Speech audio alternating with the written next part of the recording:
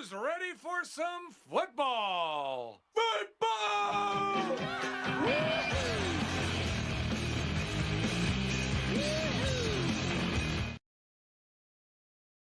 So, do you enjoy comic books? What it do, comic book gurus? It's your boy Razor Comics, and it's bright and early. Good morning, West Coast.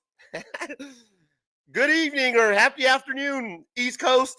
It's 11 o'clock in the morning where I'm at. It's 1 o'clock East Coast time. It's Wildcard weekend.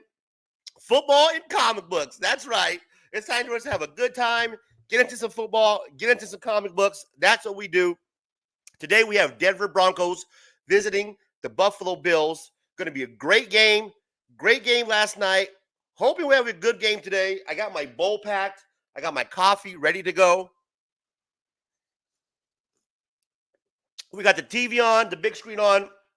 We are going to be hanging out, having a good time. Hopefully you guys get a picture. If you guys don't, let me know and I'll fix it for you so that way you guys get a good picture of the big screen. First off, thank you, everybody who's been watching the show. Do me a favor, hit the like button, drop a comment down below, subscribe to the channel if you haven't done so already.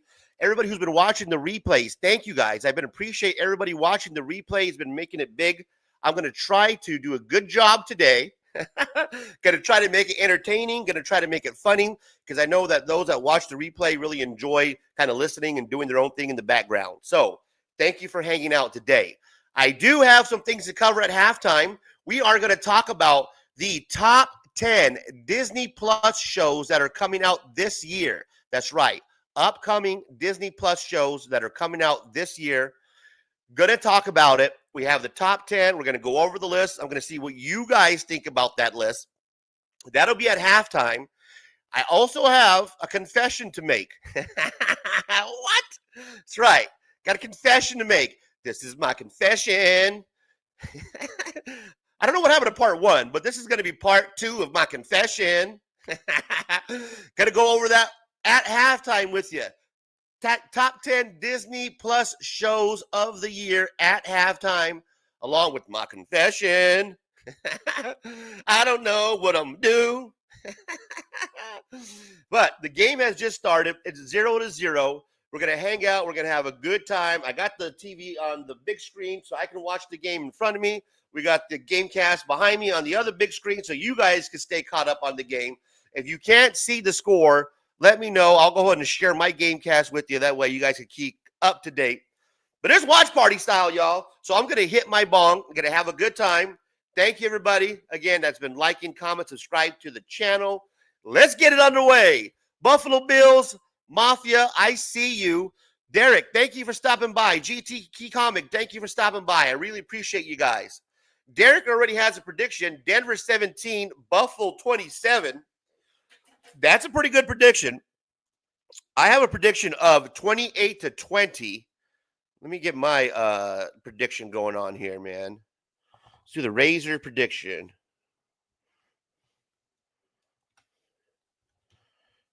Razor picks. I got Bills winning. Bills 28. Oh, my God. We got a touchdown already. We got a motherfucking touchdown already. Holy shit. Oh, my goodness. We have a touchdown, guys. Denver throws a long bomb. Holy shit. No huddle. Bo Nix, deep pass right side to Franklin. A 43-yard touchdown bomb to Troy Franklin. Holy shit. 7-0 Denver. Is it the ghost of 90s pass coming to bite the Bills in the ass? Whoa. It was so quick that I don't even have it locked and loaded, guys. Here we go. Touchdown, Denver. Touchdown! Touchdown, Trotter. Touchdown. Holy shit. That's fucking 7-0. Oh, man, we have a touchdown right off the bat, guys. As I was starting the show off, doing my introduction right away, Bo Nix hits a 43-yard touchdown bomb to Franklin. for a TD. Beautiful pass down the middle. 7-0. Broncos are up right away. Holy shit, man. Touchdown, Trotter. Touchdown.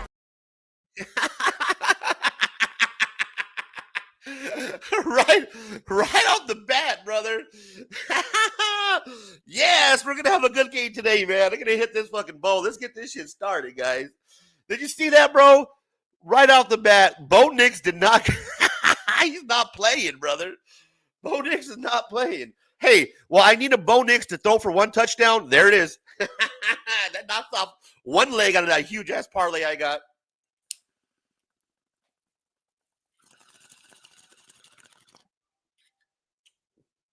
That knocks off one of them legs.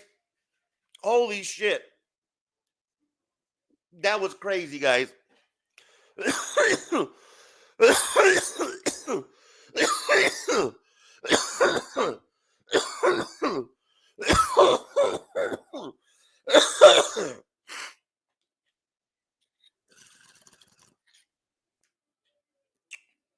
Whoa, man. See stars, man.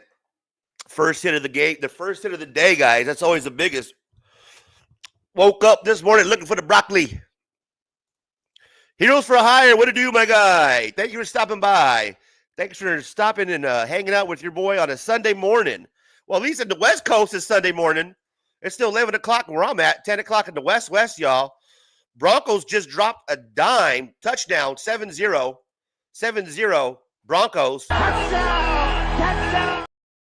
Touchdown, Trotter. Touchdown. Right off the bat. Where the fuck?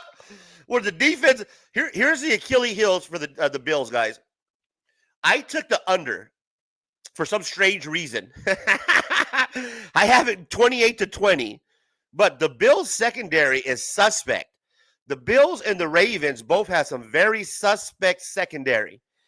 And that's going to be the Achilles heel for the Bills going into this game. That's what I'm going to be looking out for. Watch out for that secondary, because if they give up big plays like that, it's going to be a high-scoring, close game, and it might come down to who has the last possession in the final 2 minutes. Now, the Bills are going to get the ball. They're going to get a chance to, to answer back here. Josh Allen trotting on the field, looking glorious with that long hair. Very beautiful mane. And I got my mane going. Look at that. We got the mane going here.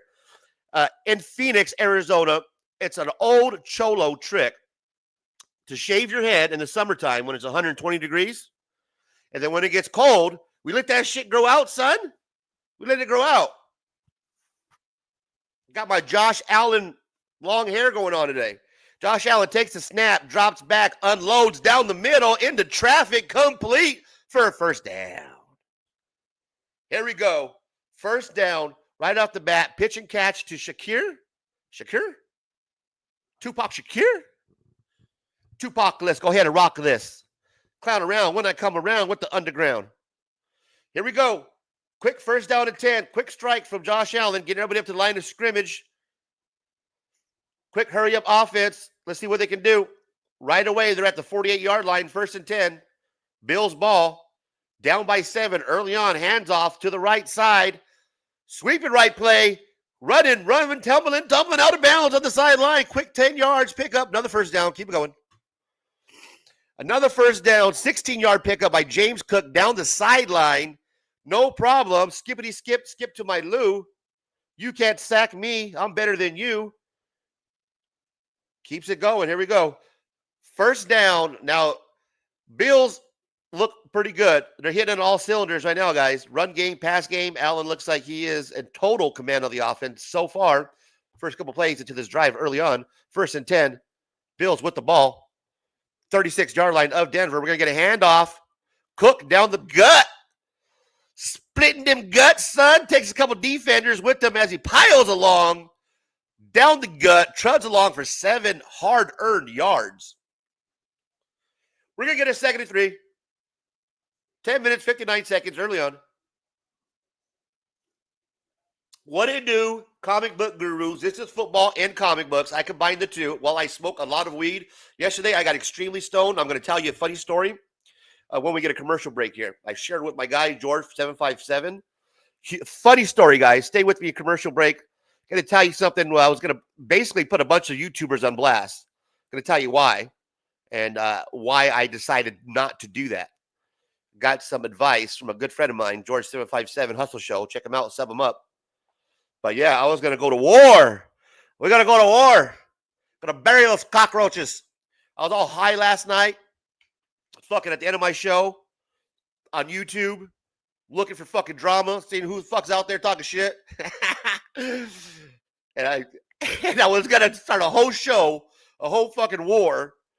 And my guy gave me some good advice. I'm going to tell you what that's about here at a commercial break. We're going to get a 1st down and 10. Pitch and catch. Josh Allen to the sideline. Number 86 takes it out of bounds. About a 4 or 5 yard gain. We're going to get 2nd down. I'm going to hit my bong.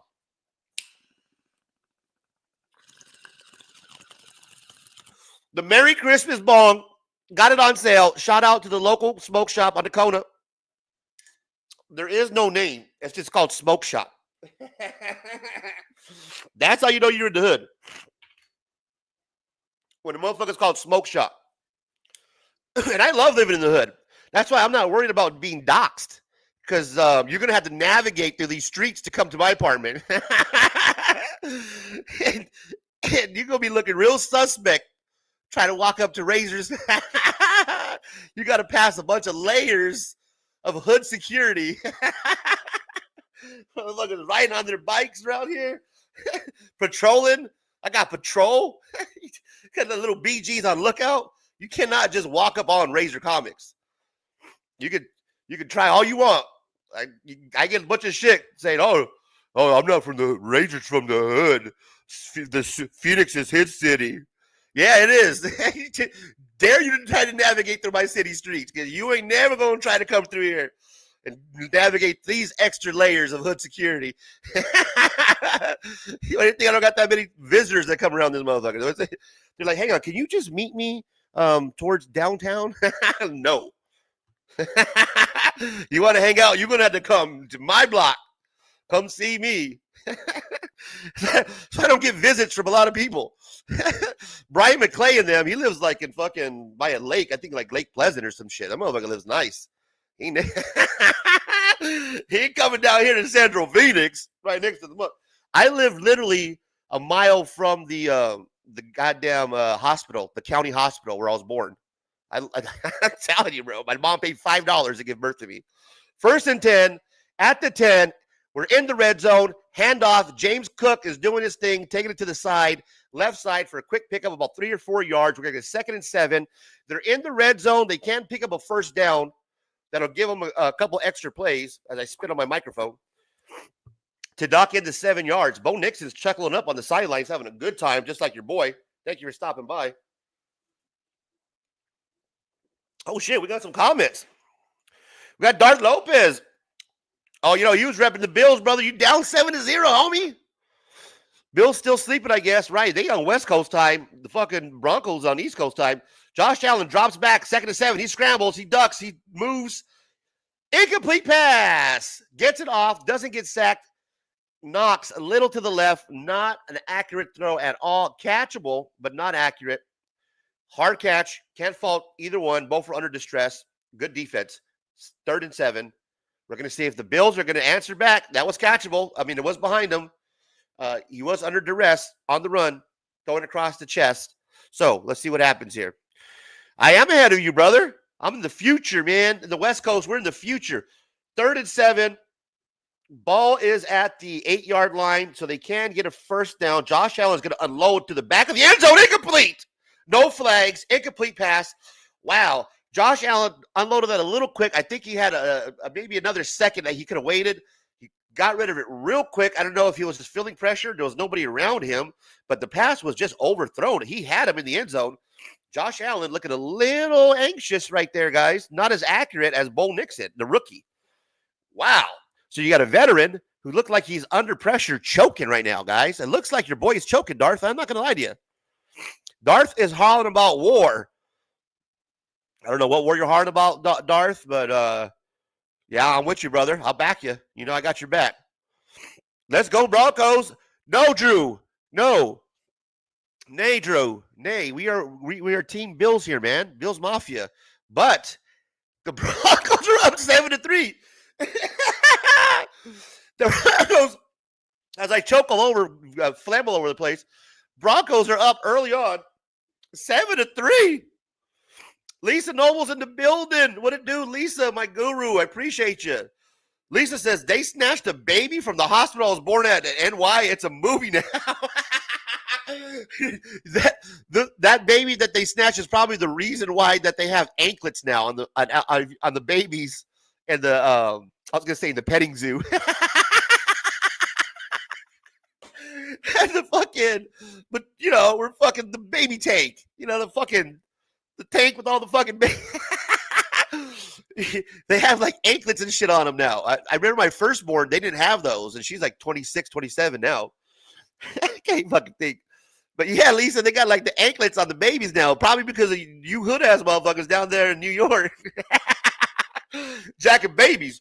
Motherfuckers are like, hey, homie, I got this white baby.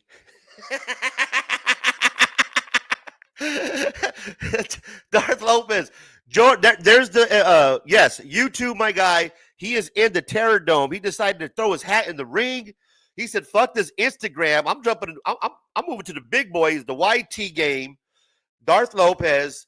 Check him out at George Lopez or Jorge, if you're nasty.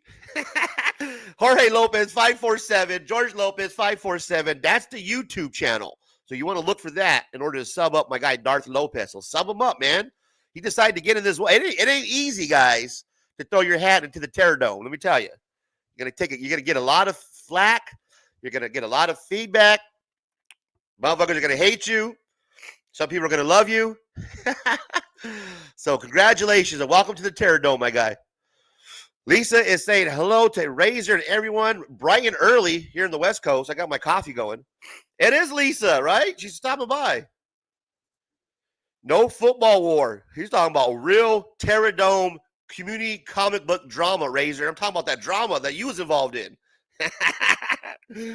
Darth Lopez says, Lisa finally dropped my channel. Yes, he's on the YT now. Lisa, he's in this fucking Terror Dome game. And Lisa, of course, being the lovely lady that she is, this year, you guys better vote. Make Lisa, make sure that she wins the goddamn wrench award this year. Make sure she wins. She deserves to be the wrench award winner this year because she kills it. She's always supporting everybody. Not only does she support everybody, but she has great knowledge of comic books in the community. You probably want that as your wrench. You know what I'm talking about? Yeah. We talking Darth Lopez and the Terror Dome. Lisa's hanging out. We're having a good time because the Broncos are whooping up on the Bills. Darth, you're awfully cheery for a man who's losing down 4 to the Broncos right now. Josh Allen did not look good on that first series of events right there, my guy. It looks like he kind of looked like Derek Carr. When you put a little pressure on him, they fold quicker than a deck of cards. All right, Bo Nix is going to get another second attempt at this bad boy.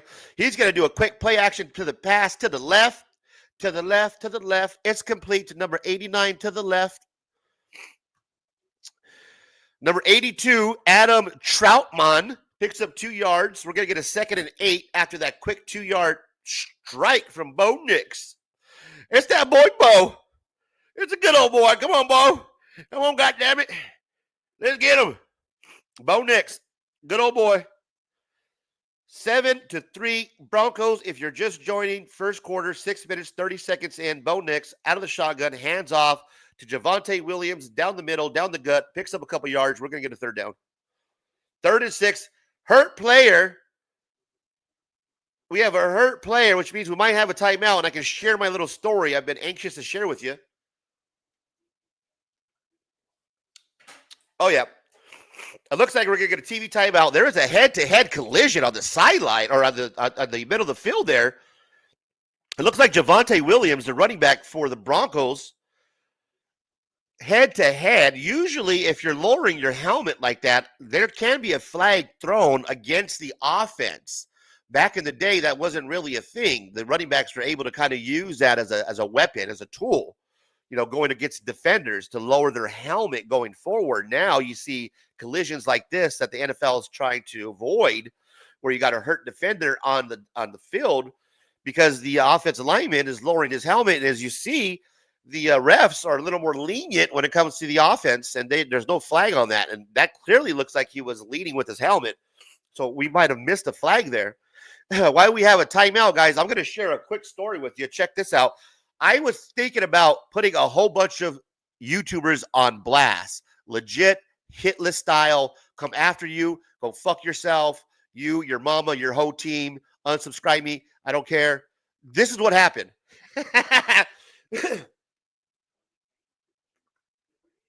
I did a show last night when I was extremely stoned. I'm smoking out some fucking killer.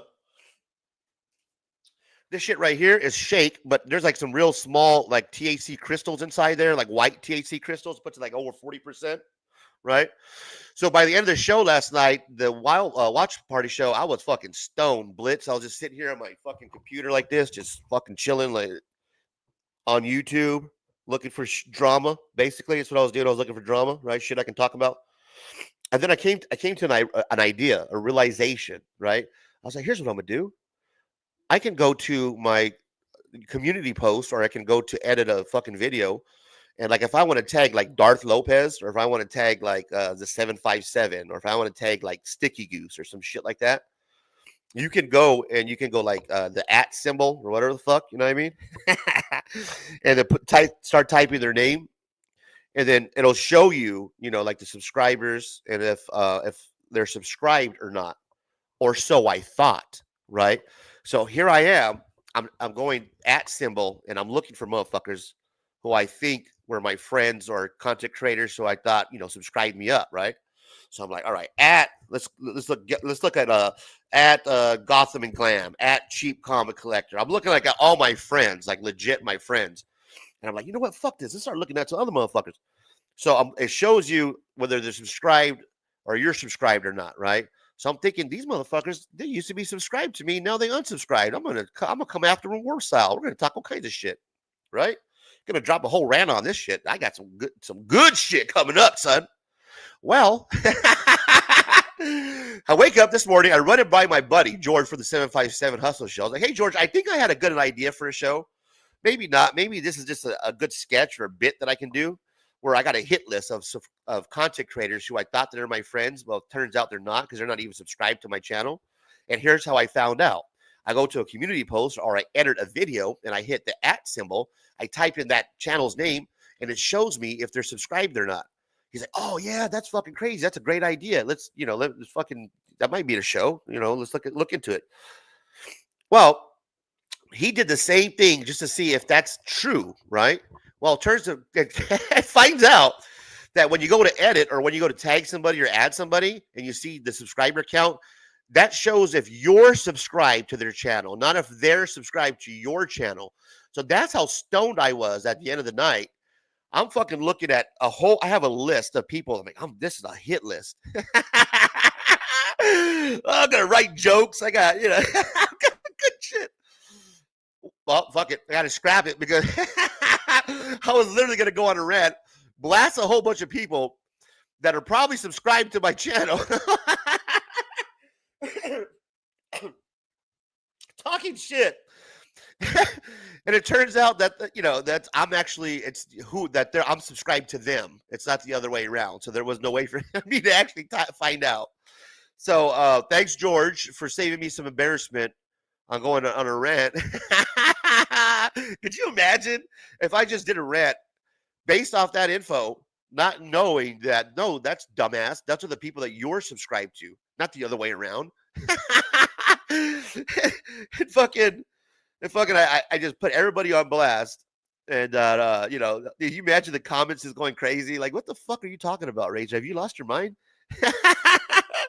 But anyways, oh shit, people know I unsubscribe. Exactly. Just shitting on people on fucking for no reason whatsoever. Without any fucking truth to the fact.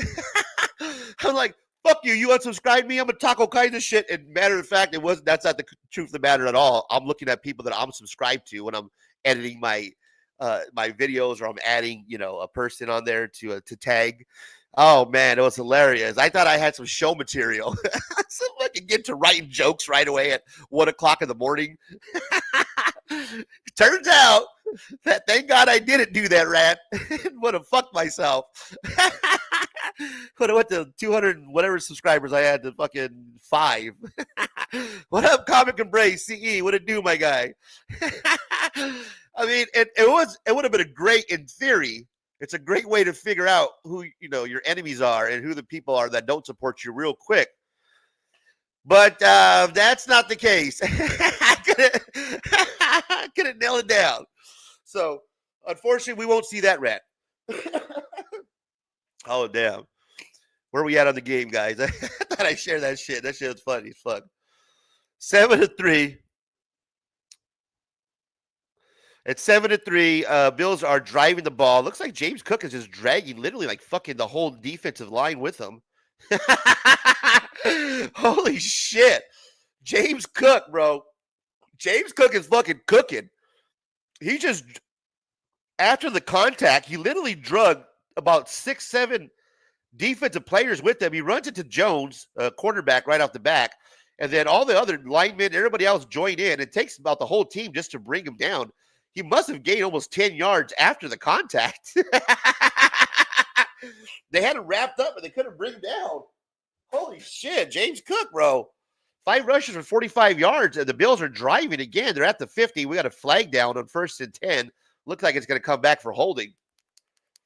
I got to hit this Vicks because I'm fucking congested. I can't kick this fucking head coat I got.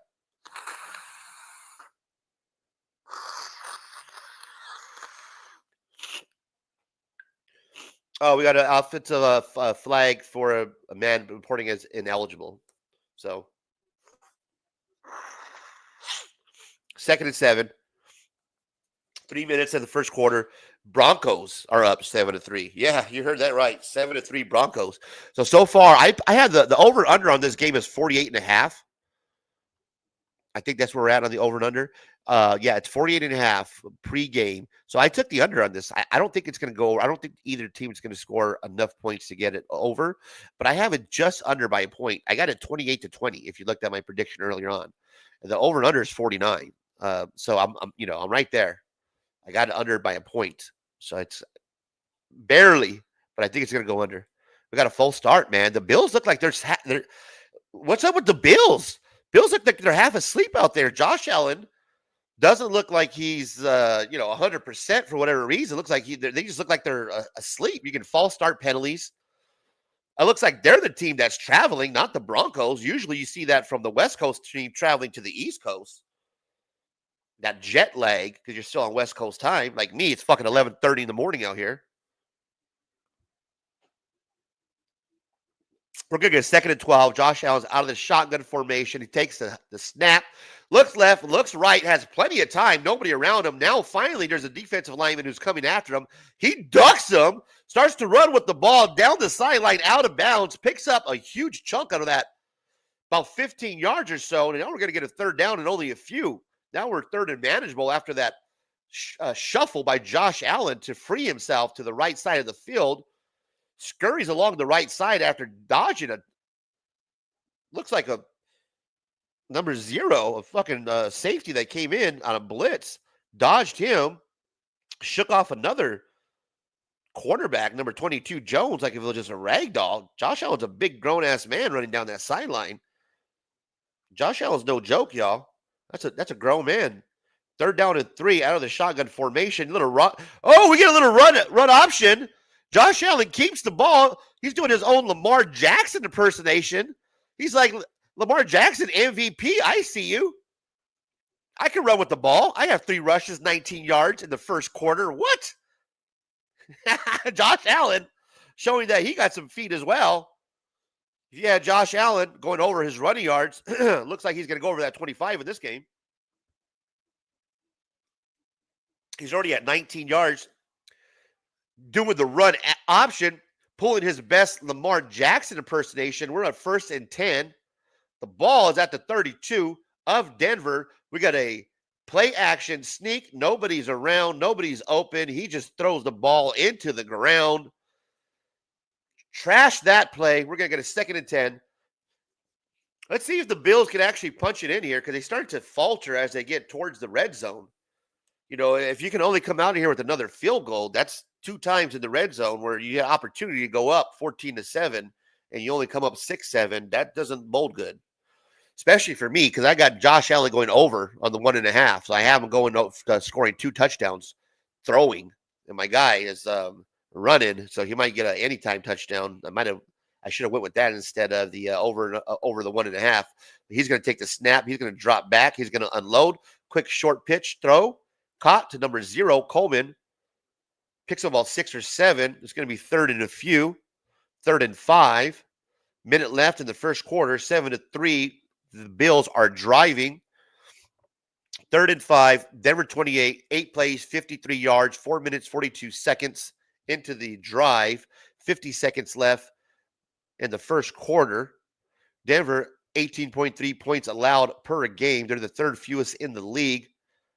3rd and 5. Josh Allen's out of the shotgun. Calling out hand signals. You go there. You go there. Now he takes a snap. Going to drop back, unload, pass to number 1. That's complete. Keon Coleman going to pick up the first down. Quick 7-yard pitch and catch. First down. Bills are driving. Let's see if they can punch it in, man. They're in the red zone again, so the offense is clicking. Josh Allen looks like he's starting to warm up.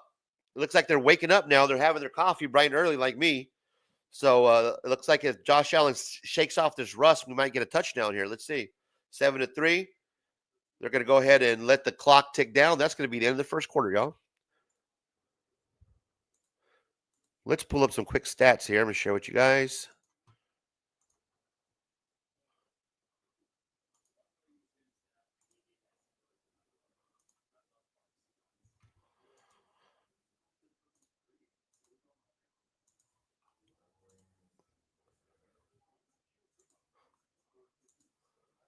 No, that's not the screen.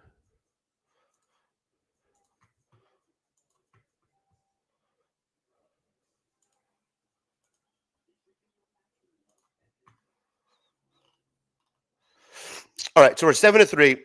End of the first quarter. The Broncos are up.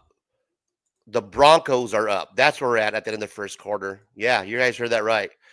Josh Allen, 6 for 5 or 6 for 9 for 45 yards in the first quarter. Bo Nix is perfect. He's 3 for 3, 64 yards, and has a touchdown. Thank you, Bo Nix, because that checks off one box of my parlay. On the rushing side, Williams, 3 carries, 14 yards. Cook, 6 carries, 48 yards. Rushing, you got Franklin for 1 reception, 43 yards, and a touchdown. Early on, that was that long bomb on the first drive of the game. First quick points, 7 for Todd Franklin. And then you have K Shakur, 2 receptions, 21 yards on the Buffalo Bills side. The scoring drive was Troy Franklin. That's who we have. Troy Franklin on the scoring drive, 43-yard touchdown pass from Bo Nix. That went 5 plays, 70 yards, 2 minutes and 24 seconds. That's all it took them. Bills haven't yet to actually respond. Early on, they got a field goal by Tyler Bass, 26-yard. That's it. Only points on the Bills side. Right now, it's 7-3. That's what we're looking at. Bills are going to have a chance here to see if they can get some points on the board to go up 10-7. I'm hoping that they can get this touchdown, and I'm hoping it's a throwing touchdown, not a running touchdown, because that's going to help your boy out on the parlay. But we'll see. So far, it's a good game, and I would hate to see the Broncos win. Yes, I say that. I'm a hater. Fuck the Broncos. I hate to see the Broncos win. Yes, you got it right. George saved the day. We got this. Yeah, George did save the day, man. I was going to drop a whole rant. I completely embarrassed myself. He called me back. He's like, he tried it. He went and he unsubbed me, and then he went to tag me in a post, and then he subbed me back, and it showed that he was subscribed and then unsubscribed. So if he figured it out, that no, dumbass, that's the people that you're subscribed to. Yeah, I hope so, Darth. I hope you got this, man, because I'm sitting here, bro. I'm fucking stressing it out, man. I'm stressing it out. Here we go. We got 1st and 10. We're going to get a handoff to James Cook down the middle. He's going to gash down the middle. James Cook is going to pick up about 5 yards. It's going to be 2nd and 5. 2nd and 5. So they can pick up a first down here because they're at the 16-yard line of the Broncos. So even though they're in the red zone, they can still pick up a first down and then get them another, 3 tries to punch it in. So let's see what they do here on 2nd and 5.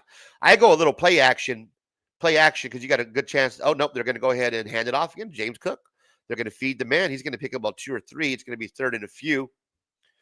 Beginning of the second quarter, 7-3, Denver Broncos. James Cook, our rushing leader, already has 8 rushes for 55 yards. Holy shit. I should have took him on the over. I wasn't sure if they were going to come out running the ball like they are. I should have known that that's going to be their offense now. They like to run the ball. I mean, Kansas City's kind of the same way. They need to use that running game to kind of feed off the passing game, get those linebackers to bite a little bit in order to get that middle field to open up. You're going to get a 3rd and 3. Josh Allen's not going to have enough time to get the playoff. He's going to take a timeout, come to the sideline, and talk about it. Well, let us talk about it. Darth says, got my pads on so I can take off while playing. I feel you, brother. Hey, man. Got to do what you got to do, bro. You know what I mean? It's wartime. You got to stay war ready. You know what I'm saying? You got to keep the head on the swivel, bro. The fuck? What it do, comic gurus? 3rd and 3. Josh Allen's coming back out of the timeout, taking a look at the old wrist there, the old play sheet on the wristband. Gonna see what's the best call here to do in 3rd and 3. I say go for the fucking end zone, man. I think they're gonna run it. He's out of the shotgun formation. He's going to keep the ball, hike a snap. Josh Allen's going to take a shot. He's going to take a shot before he goes down. Woo-wee! That'll wake you up in the morning. That'll get you up, girls. Josh Allen, quarterback keeper to the left side of the field, running and bumbling and stumbling down the field, takes out Stroud as he goes forward, and he takes a shot as he does it. This man has no fear right here. That should get you pumped up, y'all. If you was a Bill fan, you should be going hyped up right now. Get hyphy. It's 1st and goal at the 5. Josh Allen's going to come underneath center. Takes the snap. Hands off. James Cook gashing it. And touchdown. There it is. There it is. Touchdown! Touchdown, Trotter. Touchdown. Yeah! It wasn't throwing. Damn it. But I'll take it. All right, here we go. 10 to we're going to have 10-3 or 10-7, 10-7 pending the field goal. We can't take that for granted because we see what happened on the Houston Texan game where they blocked the field goal. And the first time that I've ever seen that ever happen, where they blocked the field goal and then they run it back for a fucking touchdown for a 2-point safety. Whatever the fuck, that's crazy.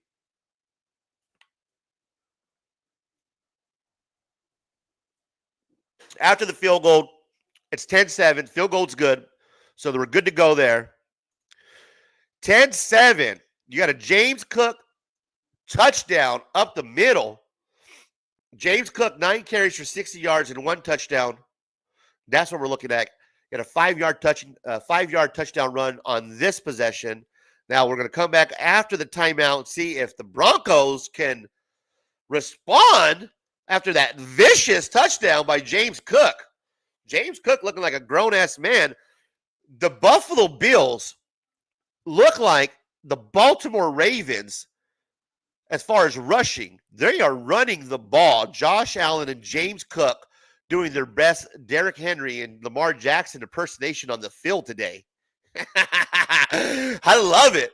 Don't forget about me, Josh Allen said for MVP. I can show you how to run the ball, son. That's amazing, guys. Amazing. I love it. Good shit today. We got a good game going on. Thank you for hanging out. We're on the timeout, so let's share the screen, go over a couple of stats here with everybody. Josh Allen, 6 for 9, 45 yards. James Cook, 9 carries, 60 yards. And a TD.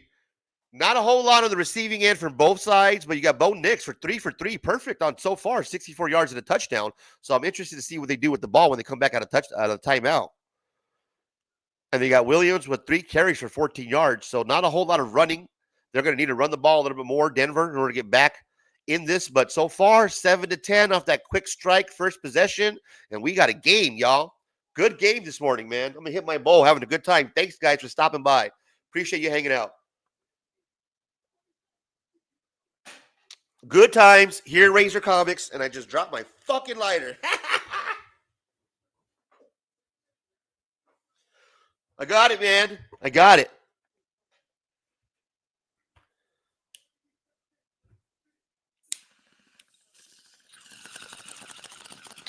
Halftime's coming up. Oh, that's so good. Halftime's coming up, guys. And at halftime, we're going to go over. I have the top 10 shows of 2025 on Disney Plus. There is a list. We're going to go over it because I love Disney Plus. I love Disney. I love Star Wars. I love Skeleton Crew. There's a lot of cool shows coming out on Disney Plus, guys. This is the year for Disney, 2025. Going to show you the list of cool shows that you should be hyped about for Disney Plus. What? Easy money for Darth Lopez. Collector P, good morning, Razor Comics. My guy, thanks for stopping by, man. We had a quick turnaround from last night to today. We got a good game going on. Comic Embrace is going Bills. Bills Mafia. I think a lot of us here are going Bills Mafia. I think for the most part, we're all Bills Mafia. There's a couple of us that are Broncos. A couple of us. Derek says Denver needs a sustained drive here. The game will be out of hand quickly. I agree. But if you saw early on, Bo Nix was able to tear apart that secondary. So if they give Bo Nix some time, I'm telling you, the Buffalo Bills secondary is really suspect. He can do some damage back there, man. Look for Bo Nix to have a big game here today. I'm telling you, the guy's perfect already. The kid's no joke. I was kind of jealous, I'll be honest with you, when the Broncos drafted him because I knew that he was going to be legit good. I knew he was going to be legit good when I saw him coming in. I was like, God damn it. Why do the Broncos have to draft him? Fucking Broncos. But they got him, and he's good. That's all right, because next year we're going to have Shamir Sanders, fucking Deion Sanders' son. Once we get him in Vegas, it's going to be lights out, son. Super Bowl. Handoff, 1st and 10, down the gut. Broncos picking up. Rumbling, stumbling for about 6-7 yards on that one.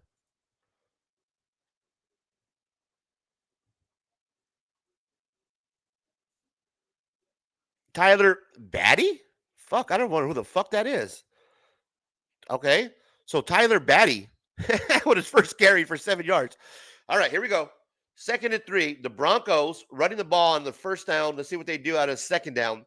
2nd and 3. Ball's about at the 37-yard line. Bo Nix is going to come out of the snap. He's going to go under center. He's going to hand it off to the wide receiver. They're going to do an end around. They're going to pick up the first down. Mims Jr. Mims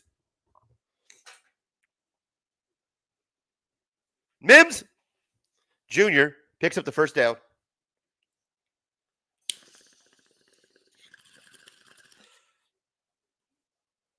Mims picks up the first down. 1st and 10.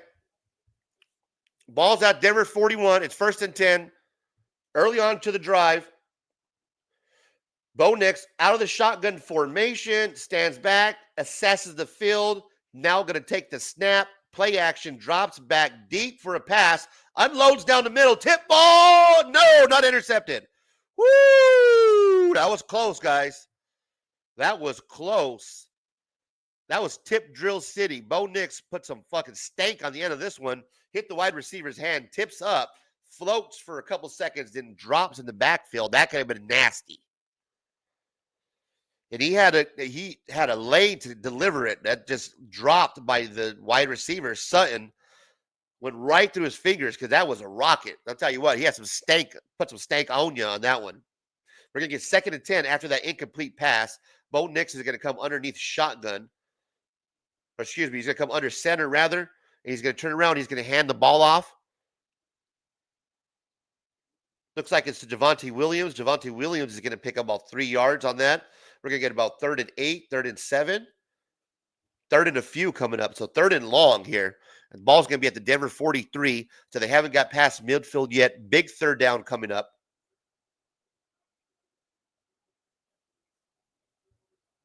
Let's see what they do. Bo Nix is going to have to throw the ball here. It's 3rd and 8. You got the Bills Mafia. The crowd's going crazy. If you're watching the game at home, if you're not, you're here with the replay. I appreciate you. But the Bills are going crazy. The fans. It's 3rd and 8. I can tell because my TV is very low and I can hear the crowd. 3rd and 8. Bo Nix takes the snap out of the shotgun. He's going to float to the right, deliver a pass that looks like it's intercepted, but the ball hit the ground. So no interception, but it's incomplete. You're going to get a 4th and 8 punt time. Woo! Good stuff. What's funny is that some of these defensive players have that fucking looks like Baby Huey. They have like that coverall, that big ass helmet that they wear over their helmet to protect it from concussions, and it looks real funny. I don't know how I feel about that, but it does kind of look silly to me. It looks like real bobbleheadish. Shout out my guy Darth Lopez, the bobblehead sticky goose joke. Oh, they're going to fake the punt. Punt team comes out, snap it. It's a fake punt, guys. A fake punt. Sean Payton will do this every once in a while. He does this in big games that you won't think that he'll pull this out at a time that I didn't expect it. I was moving on. Punt, no punt, fake the punt, throws the ball. Who? Mims. Mims picks up the 1st down off a fake punt. Fake punt. Dixon has a short pass to Mims. 15-yard pickup. So the Broncos are back in business after a fake punt. Bo Nix out of the pistol formation. He's going to hand it off this time to Javonte Williams down the middle. Picks up 4 yards. Going to get a 2nd and 6. That was amazing, guys. What happens is Sean Payton does this every once in a while. Right now, they're actually flashing back to a Super Bowl with New Orleans against the Indianapolis Colts back in 2010, where they did the old onside kick. I think at the beginning of the second half to come back and take over, and they won that Super Bowl based off some of these gutsy calls that Sean Payton does. And that was a Sean Payton. You would not guess that he would do that, but yet he does, and we all should have known better.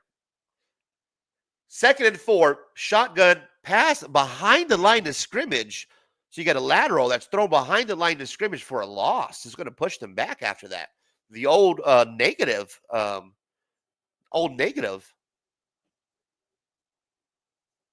Yeah, negative play right there.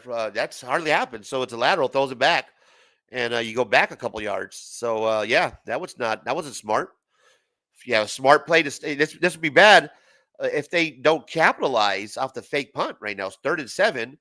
You have a chance to capitalize off the fake punt. You're at Buffalo's 36. You're still not quite yet into field goal range. You want to pick up this 1st down. So here we go. Shotgun formation. Bo Nix is going to drop back after taking a snap. He's under pressure. He's going to have to throw up the pass. It's going to be incomplete after getting fucking smoked. 4th down. Now what do you do? Because from here, it's either going to be a 52, 54-yard field goal or just a chip shot punt. So after doing the fake punt, now they're going to be on alert. So that's not going to work. You wasted that. Pull that out of your toolbox. Everybody's going to be on alert now. So now you're going to have to. Now they're going to punt. So they didn't get anything after the fake play. That sucks, man. That hurts. Now watch. Will they do 2 fake punts in a row? No, of course not. They're going to punt it away. And wow, amazing. Great special team plays, guys. After special teams, the punt landed. Mims Jr., the same player that picked up the 1st down on the fake punt, downs the ball at the 1-yard line after the real punt this time. So the Bills will get the ball back about the 1.5-yard marker. Unfortunately, the Broncos weren't able to capitalize off a fake punt, which was beautifully called by Sean Payton at the right time, right situation. Just wasn't able to capitalize. So there you go. Great game so far, guys. Appreciate everybody in the chat participating, hanging out. Do me a favor, if you haven't done so, hit the like button.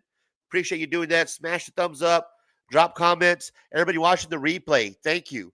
It's amazing to see how many people actually watch a replay after a live stream of a game that's already passed. So I want to thank everybody who's actually listening or watching on the live on the replay. That's amazing. Thank you. I do have some shit coming up at halftime that I am going to discuss to try to keep it entertaining, give you some information as well. Top 10 Disney Plus movies of 2025, top 10 shows that are going to be showing on Disney Plus, things that you can stream, some cool shows that you can stream with the family, some cool shows that are for adults, top 10 Disney Plus shows. If you guys have been following me, as I hit my Vicks because I'm congested, I've been fighting this cold. I am a big Disney Plus fan. I love Disney Plus. I love Disney.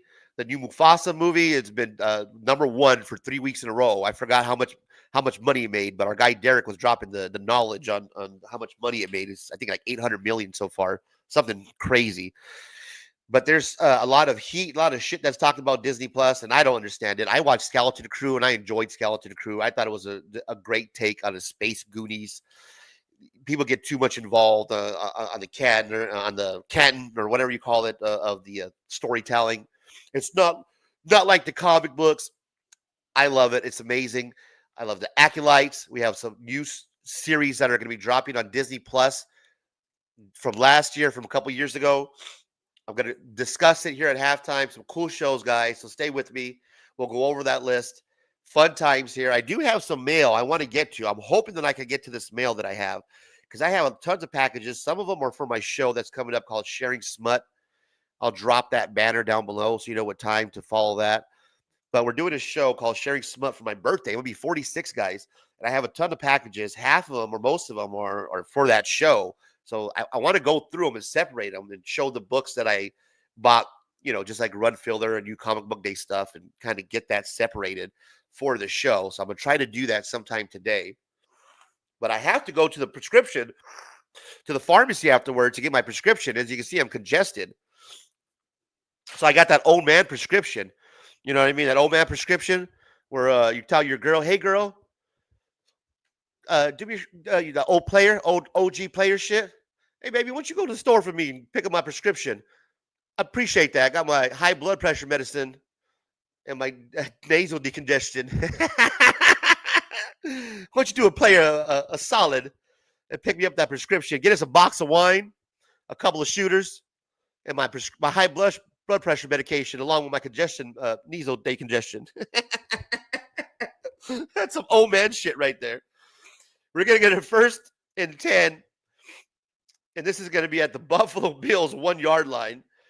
What do? They false start. So I don't know how much further you're going to push them back. I guess it goes back to the half marker. Like, how far do you push them back if they're at the 1 yard line? I guess half a yard? That's crazy. How many false starts can you get until it's a safety? I wonder if that's a thing. Like, can you get so many false starts that they push you back and it's like, all right, fucking safety, 2 points. Wouldn't that be awesome? 1st and 10 after being pushed back on a false start. They're basically at the ball, like at the tip. At the tip of the 6-inch marker. They're going to hand off to James Cook. James Cook is going to break it, gash and gap down the middle, almost gets to 1st down and more. He was about 2 defenders away from breaking a 99-yard touchdown run on that. That would have been amazing.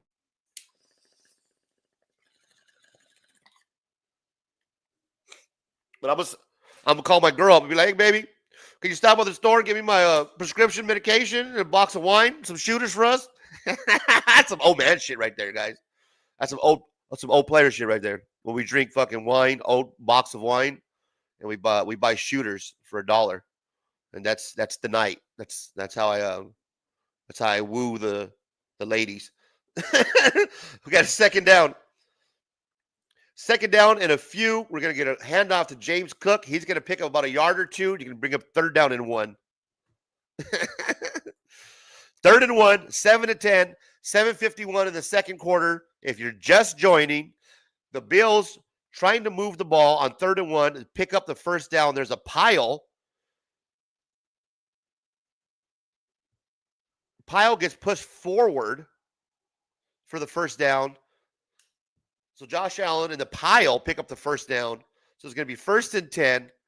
Ball's going to be at Buffalo's 12. Got a lot of pushing and shoving after the fact. Yeah, it's getting a little chippy on the field, guys.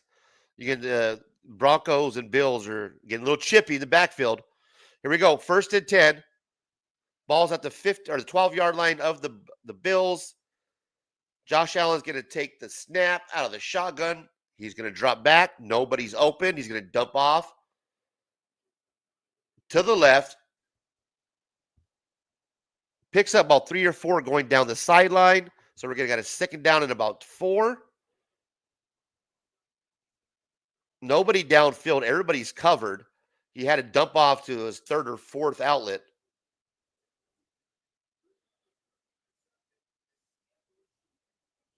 Good job he didn't force it because there was a lot of people downfield, a lot of coverage by the Broncos. Broncos are probably really good defense. They're not letting Josh Allen or the Bills pick up any big chunk plays downfield. So the secondary's been holding pretty tight. Josh Allen's going to take the snap out of the shotgun formation. He's going to hand it off to the left side to James Cook. James Cook going to pick up a couple yards. It's still going to be short. It's going to bring up 3rd down and a few.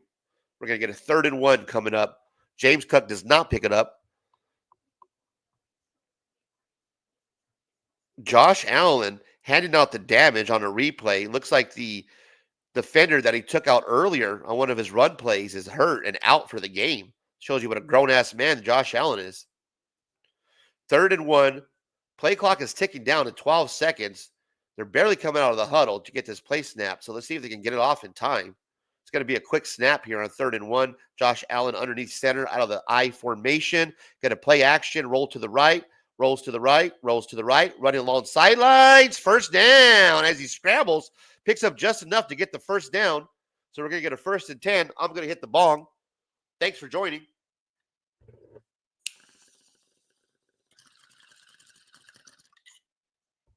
Josh Allen showing the legs. Now, he is no Lamar Jackson. Let's get that clear. But he can run with the ball, and he's shown there on this play where he was able to scramble and pick up for the 1st down, surviving, giving his team another series of events here as he takes the snap out of shotgun formation. He looks left, he throws right. Quick pitch and catch to Coop. Amari Cooper. Looks like it's his 1st catch of the game. Amari Cooper picks up enough for 5 yards, so it's going to be about a 2nd and 5. After that pitch and catch from Josh Allen to Amari Coop.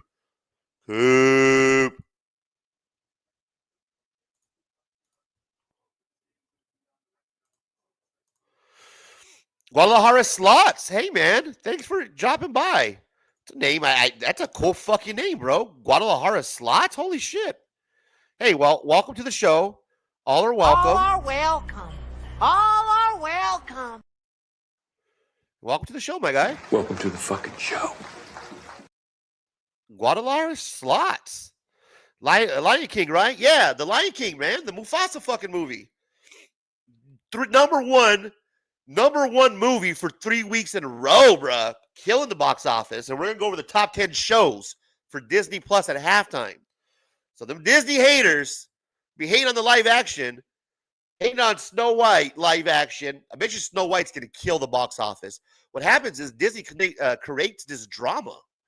And people think that, oh, yeah, well, because of the drama, guys, drama brings in viewers. We know this, right? So, yeah, casting Snow White, a little bit differently, maybe a little bit brown. That's going to create drama. It's going to create intrigue. People are going to go and watch. People that are like us that are older, it causes us to watch. The younger audience that Disney's trying to open up for, the more general public, they're already watching. So what's smart about them is they create drama on top of that by doing what they're doing, and it gets these grown-ass men, these comic book characters that sit on their couch and they're fucking on their girlfriends, their wives' living room to bash, click rage bait on fucking Disney Plus, go after the woke DEI because it's so easy to do while they're watching and they're contributing to Disney at the same time. That's how it is, man. That drama creates the intrigue. So you have fucking Lion King Mufasa for 3 weeks in a row, number one, over 800 million or whatever it is. But I guess they're not doing something right at Disney because they're still killing it. And when I show you this list, the 2025 top 10 shows that Disney Plus is coming out with this year, bro, This list is fire. Derek says, put Vicks in your piece. 2 birds with one. Bro, fucking, you can hear me, man. I can't even breathe. I got them old man prescriptions waiting for me at the Fry's Pharmacy today. As soon as this game's over, I'm going to go and pick up my prescription. That's why after this game, I'm not going to stay too long. I'm going to fucking wrap up, and I got to go get my prescription, guys. Got this Vicks. Hear that? You do this. Sounds like I'm about to hit up some tagging. Like, Vato Locos forever, fool.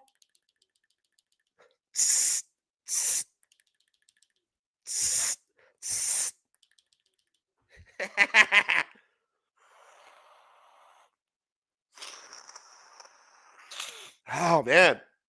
So bad. I can't wait to get those fucking pills, bro.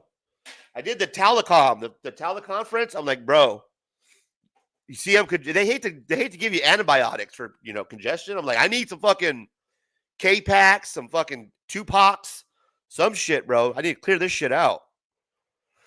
Cook running at will doesn't bode well for Denver. Their only hope was their defense. I know, dude. James Cook is gashing them. The Broncos are suspect to the run, so that's a good game plan. I know this because we play them twice a year, and Josh Jacobs used to just gash them. Every time we played them, bro, Jacobs would just gash them. It didn't matter who we had at running back. Usually it was Jacobs going for 100 on the Broncos like every game. Speaking of going for 100, Josh Jacobs is going to go for 100 today later on the Bronco game, on the Packer game. He's over and under is like 70. I'm like, bro, Josh Jacobs is going to drop 100 on that game. Derek said Raiders legend Amari Cooper, right? Cooper used to hate on Tim Brown. I'm like, how the fuck you going to hate on Tim Brown? Goddamn living legend, motherfucking Hall of Famer. Can't. That's why he's gone. He was good. With the Raiders, he was there for a minute. Derek Carr was hitting them. When Derek Carr and him were there on point, they was on point. 7-10, 4th and 8 for the goddamn Buffalo Bills. 2-minute warning. We're 2 minutes away from going over the top 10 Disney Plus shows of 2025. The Bills with the 3-point lead. If you placed your bet before the game, the spread was originally 9 when it opened up. Then it dropped to the Bills at a 7.5. So I took the 7.5. Right now it's at 3. And yeah, that's where the fuck we're at, guys. What's going on with you guys? Alex, what's up, y'all? Thanks for stopping by, my guy. We're just chilling, man. Smoking, chilling, losing my voice, congested like always. Guadalajara slots. I was thinking you should coach for the Raiders. Bro, I mean, couldn't do as much fucking worse than Antonio Pierce did this year. How the fuck do you start Gardner Minshew over Aiden O'Connell? Like, we know what Gardner Minshew can do. And even for like after the first 4 games, bruh, it's like we were 1-3. It's time to fucking, you know what I'm saying? At that point, even at 2-2, it's like you have to, come on, man. You need to bench that motherfucker. He wasn't looking good at all. Preseason, there was no clear cut. Aiden O'Connell did not have a great preseason, but he didn't have that many snaps as Minshew did. I would have stayed with Aiden O'Connell because at least you have a more of an excuse if you do fail, right? Because, hey, I went with a youngster, rode with him, and you hitch your wagon behind the youngster. You know, that's your future. And if it doesn't pan out, at least you win enough games to keep your job, and then maybe you make a different quarterback switch at the end of the season. But to start Gardner Minshew, it fucks it up because now they had Tom Brady. I had an Instagram picture of him and Mark Davis, and Tom Brady is showing off his rings, and he's on the phone with, I think, Pete Carroll or some shit. Yeah, I think it was Pete Carroll. And it has Mark Davis in the back, kind of like blurred out, and he's holding a blank check while Tom Brady's on the phone with Pete Carroll showing off his rings. I was like, oh, damn, bro. That's what I'm talking about. That's what fuck we need right there, man.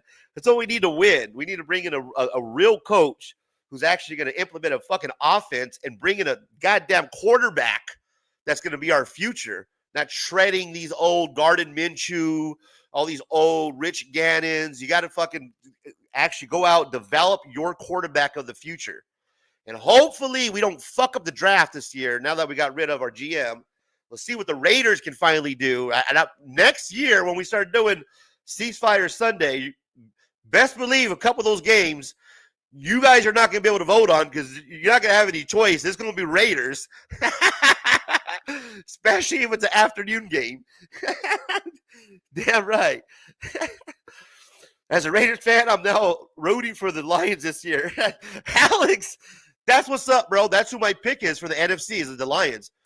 But the Packers are looking pretty tough, man. So I got the Packers actually winning today. That's my upset of the day is I got the Packers winning. So we'll see what happens. I do like Jordan Love in the Packers. But yeah, bro, Lions are looking tough. My original pick is the Lions, the Bills. I'm sticking with it. I would like to see Lamar Jackson, the Ravens go. I wouldn't be mad at that at all. Derek says, imagine if Brady convinces Belichick to come to – I wouldn't know, dude. I don't think – here's the thing. I keep hearing that. But Brady doesn't want to do that, man. I think Brady wants to do the Raider thing. You know what I mean? He's embracing being the Raider image. And that's why you see that Instagram post of him. Well, check it out, man. It's him on the phone call with somebody. It might not be Pete Carroll. It's somebody, right, that he's trying to bring in. And he's on there with his rings like this. It's like showing off like 5 of his rings. And then you got Mark Davis in the back. And Mark Davis has a blank check. And he's holding up the blank check like that. That's like embracing the Raider, you know what I mean, mystique.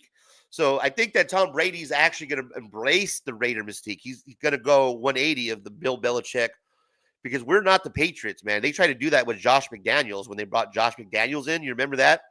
When he tried, Josh McDaniels said, okay, we're going to be the fucking Patriots. And I'm going to go out and I'm going to bring in Jimmy Garoppolo. I'm going to trade Derek Carr and I'm going to bring in Jimmy Garoppolo. Yeah. That's my future. Jimmy G is my, and I was like, what the fuck, dude? The Patriots are not the Raiders, bro. We're the fucking Raiders. It's a whole different, it's a whole different mentality. You can't change that. That's the culture. The Raider Nation is a straight culture that can't be changed. So good looking out, Darth Lopez. Appreciate Derek. Thanks. Good conversation, guys. Good chat. Second, looks like it's 1 minute, 52 seconds left in the second quarter. So we're coming up on halftime. We're going to go over the top 10 books of 2025. Let me take a drink because I got cotton mouth after having a good conversation here about my Raiders. Yeah, I can't wait for April, man. Can't wait for April. NFL draft this year is going to be lit. You know, I'm going to be there. Watch party style for the first, at least until my Raiders pick. Once my Raiders pick, we'll see how much longer I last. But I'm definitely going to do a watch party for the draft. We got the number 6 pick. I think it's number 6 or number 8. Not sure. I got to look at the draft. It's either 6 or 8. I'm almost positive we got the number 6 pick. Either way, it's high enough where we should be able to get a quarterback unless some crazy shit happens and you see some trades going down. That means somebody's trying to get their quarterback and we need to start moving right away. So it's going to be a fun draft.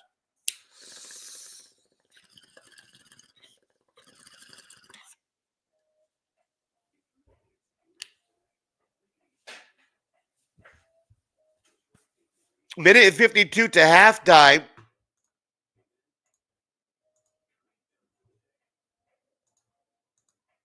What we have is a 7-10 ball game. Josh Allen so far 9 for 12, only 69 yards. Both quarterbacks, not a very big performance day as far as yardage.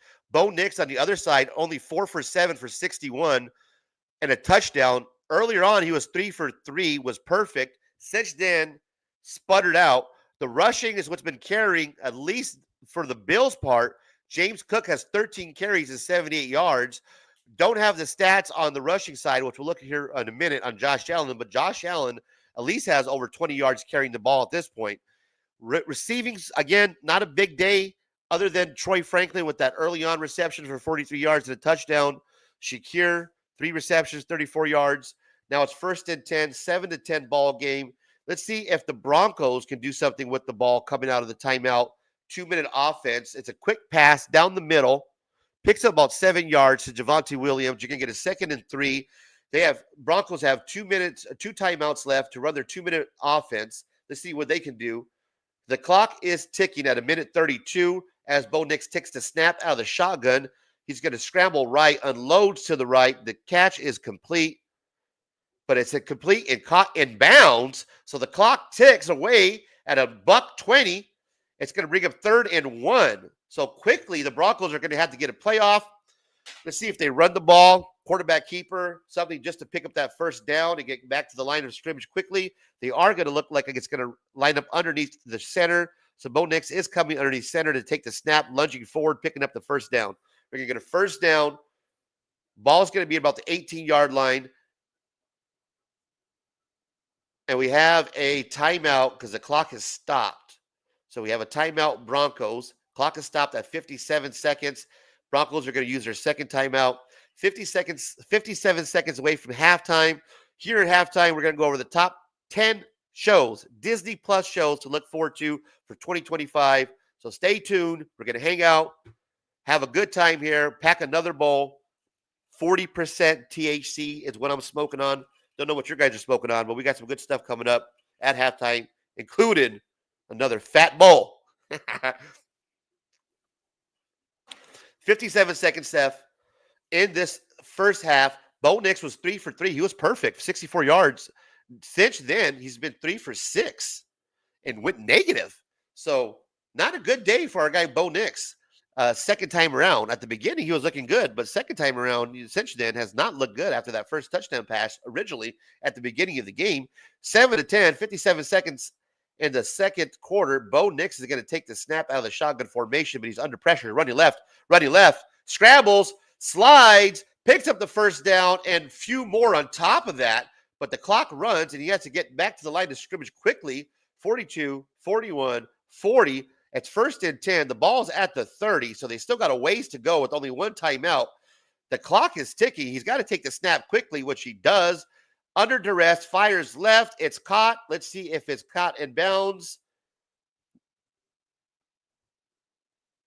I can't tell if he caught it in bounds or not. Now they're showing the replay. It doesn't look like he caught it in bounds. This might have to be slowed down because with the looks of it, oh, now they did. They gave it to him. So it's a first down. He dragged the second toe and brought down the second foot in order in time enough to get that toe tap, double tap, toe tap in bounds to pick up the first down. Bo Nix gets to the line of scrimmage, quickly takes the snap. It's an incomplete pass to the right side, brings up second down and 10, 23 seconds. At this point, you're hoping that you can get into field goal range because you don't have enough time to score unless you break something big. So with one timeout, you're hoping that you can take a couple shots down the middle of the field. That'll open up your kicking game to get out there quickly to take a field goal. Bo Nix is going to take a snap. He's going to run down the sideline, fire to the right, incomplete pass, but there's a flag down.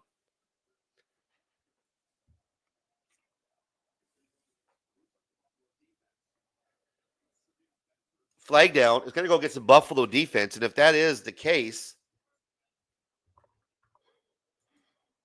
we got a holding call on the defense. That's going to bring up a first down. Oh, no, not good. Holding on the defense, and there's a lot of pushing and shoving and holding, and it's clear on the replay. Either ways, if the catch was complete,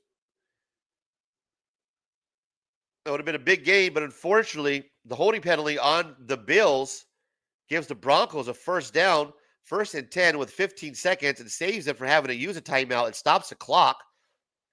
On top of that, now you're going to get Bo Nix out of the shotgun formation. Buffalo now is going to take their second timeout after looking at what the Broncos were presenting with them on the offensive side. You get Buffalo playing a little chess match on their side, taking a timeout, so their defense can get together, have the right play coverage call. Let's see what Sean Payton has dialed up here. It's 1st and 10, 15 seconds left. The ball's on Denver's 47. 6 plays, minute 29 seconds into this drive. They only have one timeout left. Let's see if they can get into field goal range and tie this game up. If they do, it's going to make it for a real interesting second half. 1st and 10. Bo Nix is coming out of the huddle. Or coming out of the sideline, rather, towards the huddle. We're going to get a play called here and see what Sean Payton has dialed up. And this is 1st and 10. Ball's on Denver's 47. So they're yet to get past halfway field marker. Let's see what they can do here. Bo Nix is coming out of the shotgun formation. Defense looks like it's concentrated in the middle, so you might get a blitz. Bo Nix might have something down the middle of the field if he has time. He doesn't. He has to scramble to the right. He unloads, but he gets a complete pass. Here in field goal range after that, if he holds on to the ball, and he does, first down, huge pass completion from Bo Nix. Absolutely gorgeous play called here. It looks like it was a broken play, but Bo Nix scrambles to the right, gets it to Sutton for a completion. Beautiful completion. Will Sutton picks it up to the right.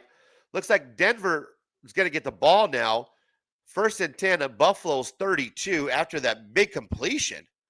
So you get a 1st and 10, Buffalo 32. Now they're going to come out with 5 seconds left quickly and get into formation. Will Lutz coming out for the field goal to tie it, guys.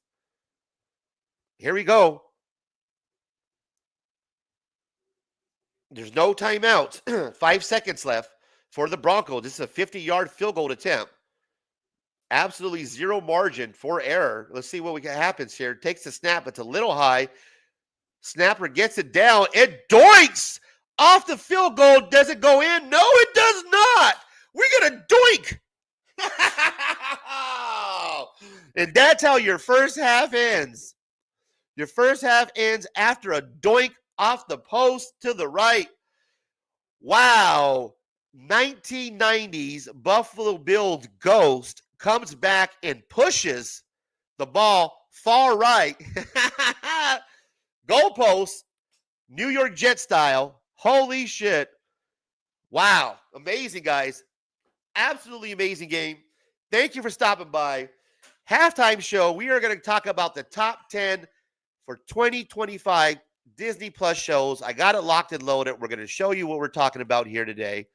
Thank you for stopping by. Check it out. Derek, did you see that? Hit the upright. Come on, man. Luis Mendoza, thank you for stopping by. What it do, my comic book guru? We got Luis stopping by, making an appearance. Thank you, my guy. Thank you, and welcome to the show. I appreciate you, brother. Welcome to the fucking show. Bro, field goal range, and he hits the upright. Doink off the fucking field goal post. It's easy money, Darth. Easy money today indeed, my guy. Guys, thank you for stopping by. Today, I'm going to go over a list I'm going to share with you now. These are the Disney's upcoming movie releases from 2025 to 2029. This is what Disney has coming out. These are the top 10 shows that you're going to see. Some of them are coming out this year. Amazing shows to be looking for from Disney Plus. So, for all you haters out there, let me show you what I have going on. This is a list that's put together by CBR. CBR put together on Screen Rant, this is a Screen Rant. Screen Rant put together this list, Disney's upcoming movie list from 2025 to 2029. As I take a hit and we decompress after a crazy first half, let's get into some Disney talk. These are the shows. Disney is considered the most successful movie studio of all time. Son, quit hating. With everything from original animated films to IPs, it's acquired, and there are many upcoming Disney movies up to 2029 and beyond. Disney has considered success with live-action remakes like Cruella and Maleficent, as well as animated properties like Frozen 2. They continue to push the envelope into 2020 with more in Frozen series, another Moana movie, and 2 new live-action adaptations. One of them that's already in the movie theaters and killing it right now. Snow White, March 21st, 2025. That's coming out. Disney Snow White. Look forward to that. Now, there are some shows and movies that are coming out. This is Lilo and Stitch, May 23rd, 2025. Freakier Friday. And then there is, let me go down this list here and make sure I got the right list pulled up. These are the movies that are coming out. And then we have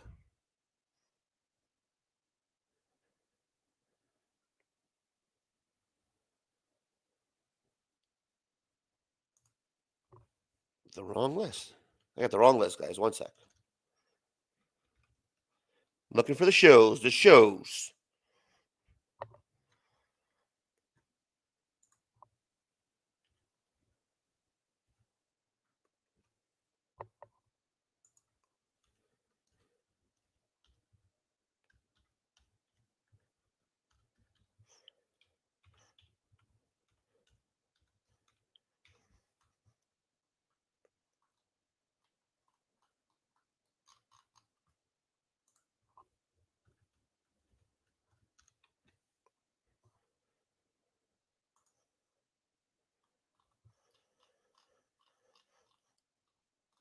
Oh, here we go. All right. So, with the new content that's coming out, 2025, CBR has the 10 most exciting Disney Plus series. So, I did have it right. It is CBR. I now have the right tab in front of me. CBR's 10 most exciting Disney Plus series releasing in 2025. This is the list that CBR ranked. So, let me go over this list with you guys. This is pretty cool. Number 10 on the CBR list for 2025. These are shows that are coming out on Disney Plus this year. CBR's top 10 list. For number 10, they have Ironheart, Pits Technology Against Magic. This is coming out on June 24th. So later on this year, Ironheart is upcoming installment of the Marvel Cinematic Universe that will pick up Riri Williams' story after the events of Black Panther Wakanda Forever. Dominique Thorne will return to reprise her role as the genius young superhero who must fashion a new suit of armor as she kicks off her career following in the steps of Tony Stark. This series will also see the debut of the Marvel Comics supervillain in the Hood, who will be portrayed by Hamilton's Anthony Ramos, my guy. Number 10, Ironheart, Pits Technology Against Magic. That's coming out June 24th. Look for that. Number 9, one of the shows that I'm excited for, Your Friendly Neighborhood Spider-Man details Peter Parker's early years, and that's coming out this month, January 29th, just 5 days after my birthday.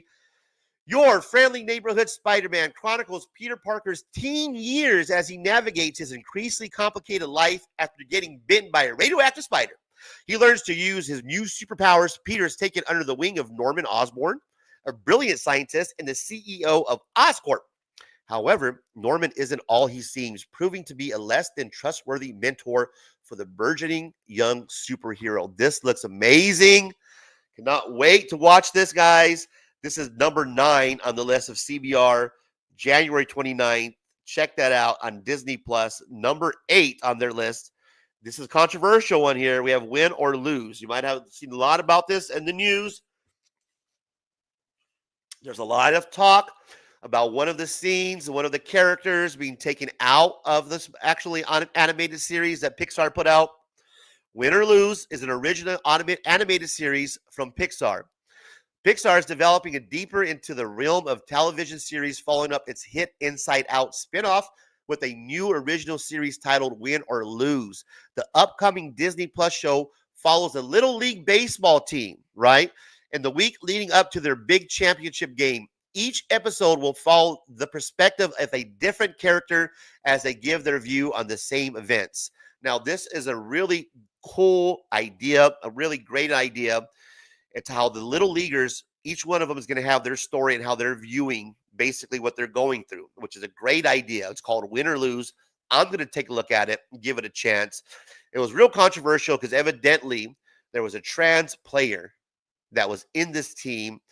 This movie was made over 4 years ago. This actor has been portraying this part, providing the voiceover, and they removed that part after feedback, after a lot of backlash that Disney was given. So that part has been removed. I say that they should have left it in. That's my opinion. You guys let me know what you think. Again, Disney's take was from one of the executives that they don't want to push any type of agenda or any moral conversation, that the parents should have this type of moral conversation on their own time when they decide to. And it shouldn't be Disney's place to push that on anybody. And that's the reason why Disney removed it. I say, fuck that, do your thing. And it's up to the parents or not if they want their child to watch it. You guys let me know what you think below. But that's one of the hot topics. And that's where you see your boy has a different opinion. And that's what this comic community is about, right? It's, I have a different opinion than a lot of people. When you come here to Raise Your Comics, you're not going to get the same opinion as you do with a lot of these other YouTubers. You're going to get something that's different. And this is my opinion. This is how I feel. Again, I could be wrong. You guys let me know. But that's how I feel. And this is my take on the woke situation. You're going to hear a lot about it from your boy Razor Comics this year. You're going to hear a lot of Disney talk. You're going to hear a lot of pro-Disney talk from this guy this year. Your boy Razor Comics. Win or Lose, original animated series. Check it out. Give it a chance. At least watch it. And if you're not interested in it, don't. But for those comic book Karens that are worried about having a trans character, you don't have to worry about it anymore because Disney removed it for you. And at the same time, they're still whooping your ass with Mufasa, Lion King for #1 3 weeks in a row, over 800 million. Let's move on. Number 7 is Marvel Zombies. Woo-hoo-hoo! I am so excited for Marvel Zombies. I will be honest with you guys. I have a confession to make. I have not read the original Marvel Zombies. I am a little upset that I have not read the original Marvel Zombies. Again, I'm kind of new to this. I read Marvel Zombies 4 and it was horrible. I think I read a couple of issues of Marvel Zombies 3, but not Marvel Zombies 4 was horrible. They're leading like a team somewhere in the middle of the ocean. It wasn't cool.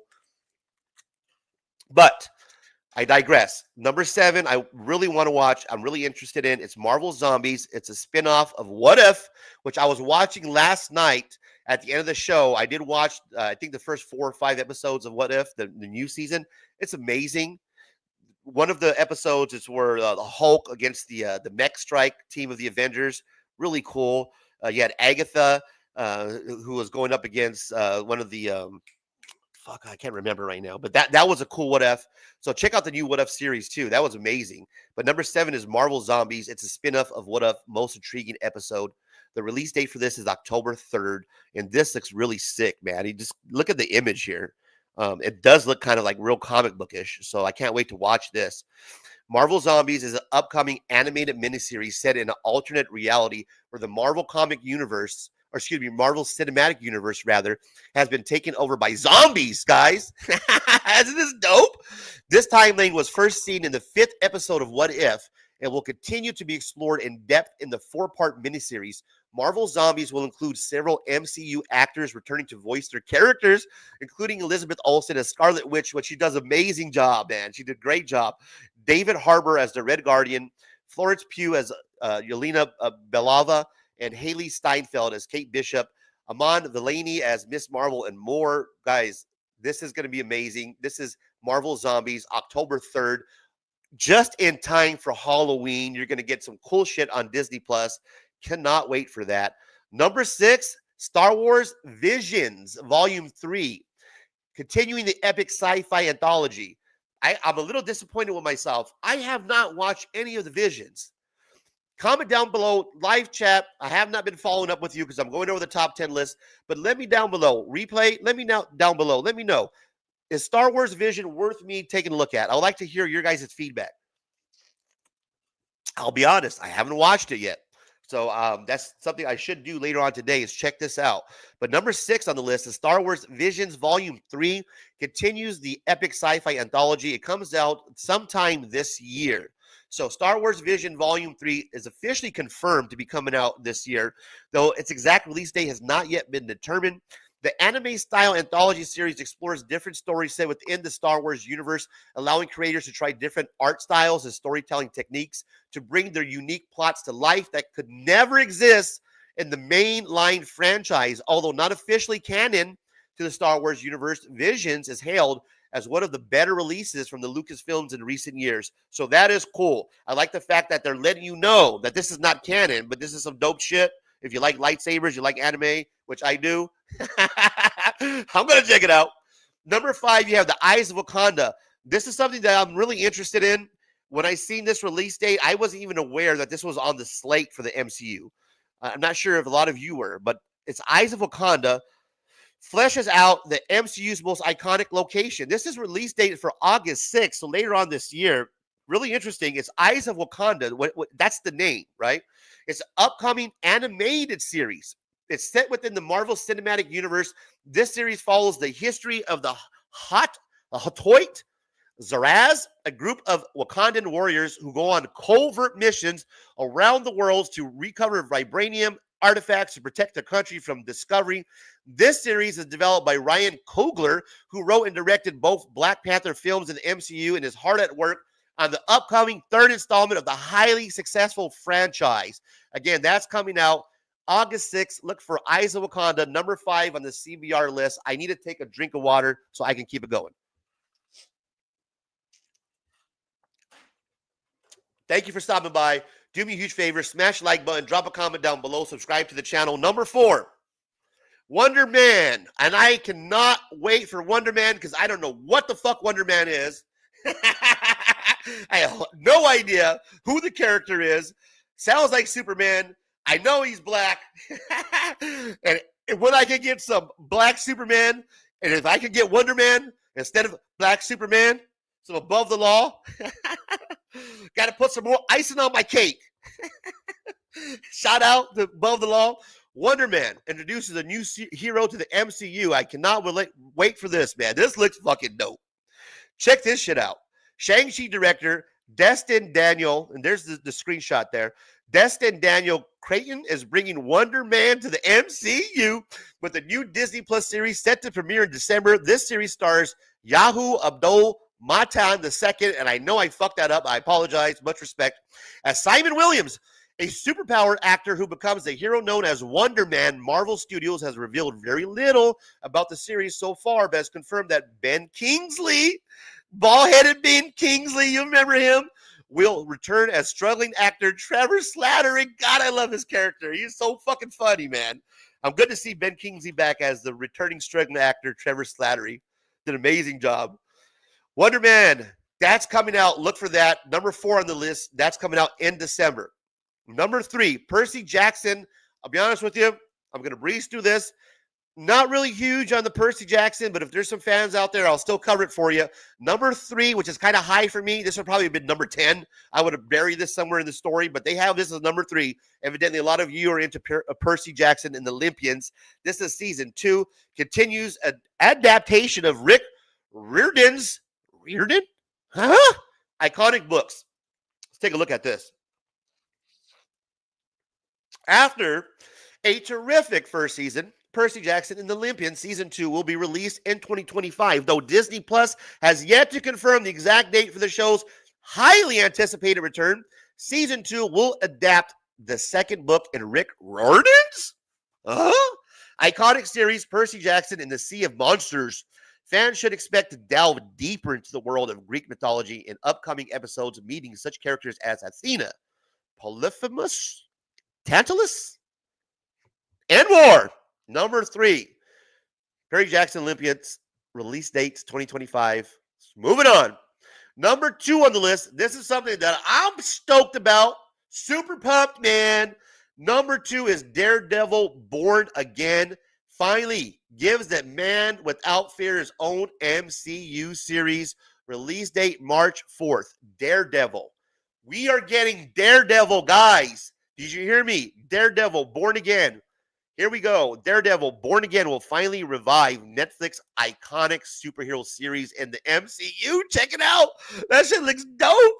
Look at that. Look at fucking Daredevil. Netflix iconic superhero series in the MCU. After appearing in Spider-Man, No Way Home, She-Hulk, Attorney at Law, and Echo, Charlie Cox will finally take up a leading role once more as Matt Murdock / Daredevil. The man without fear will find himself facing a familiar enemy in Born Again, with Vincent D'Onofrio, I know I fucked that up, reprising his role as Wilson Fisk Kingpin. Great Wilson Fisk Kingpin, by the way. This series will chronicle the next chapter in their iconic rivalry, this time with Kingpin aiming to take over New York City as its mayor. This is going to be amazing. I cannot wait for this. Daredevil Born Again, ripping his pages out of the comic book. I can't wait. Release date is March 4th. Number 1. And I'm super pumped, guys. This is going to be number 1. Thank you, chat. Thank you, everybody that's stopping by. Here is number 1.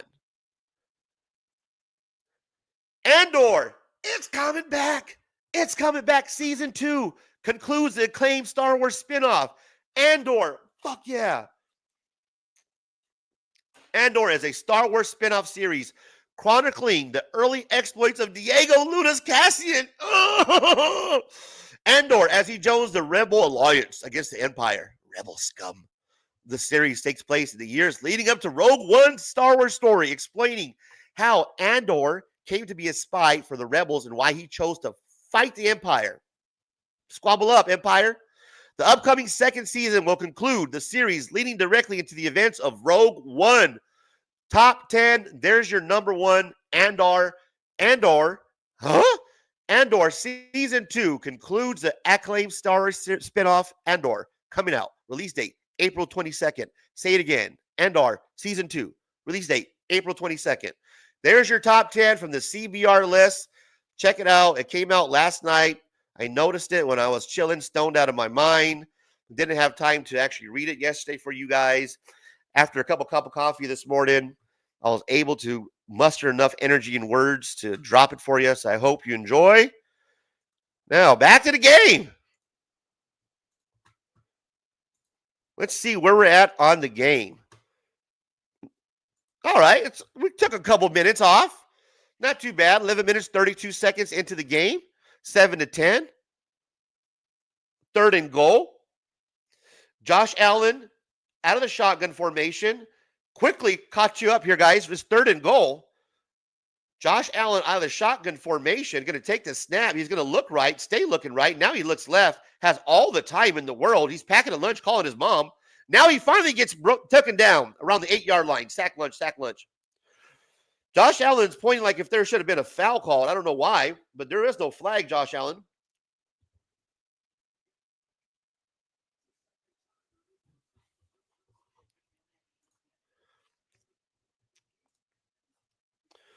Get caught up with the chat, man. Let's see what the chat had to say.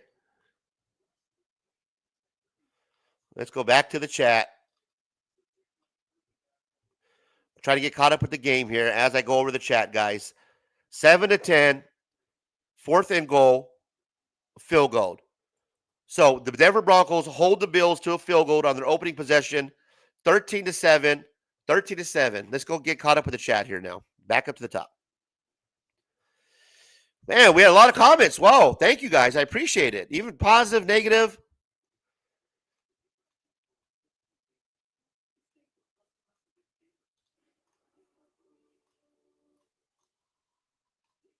I'm trying, guys. I'm going to the top. I'm scrolling, man. I'm scrolling. I see a grossy raid. I see the grossy raid. Dude, raid, open your eyes. I apologize. Thank you for the raid. I really do. You're right, guys. I was oblivious. This is crazy. I got raided. I appreciate it.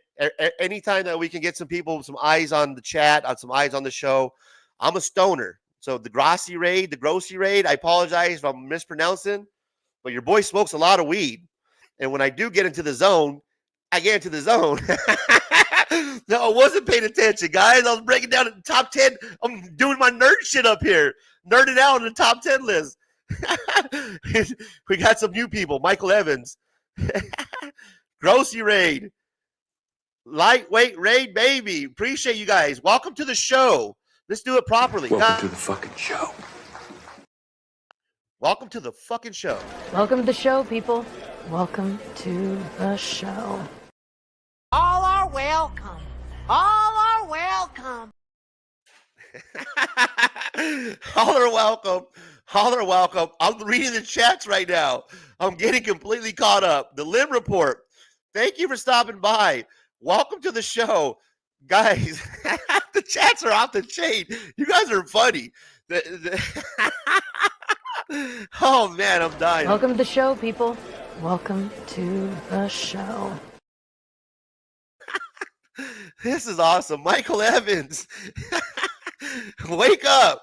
Lim said, quit talking. He does not know. No, you guys jumped in right at the halftime show. I just look. Jennifer Coates says Tom Grossi or Grossi, and I apologize, man. Much love and respect. If I'm gonna say it's Tom Grossi. Let me know if it's Grossi or Grossi and his posse. So let's go with Tom Grossi and his posse, because that rhymes, are here to give you a boost in the algorithm. I appreciate that. You guys are fucking awesome, man.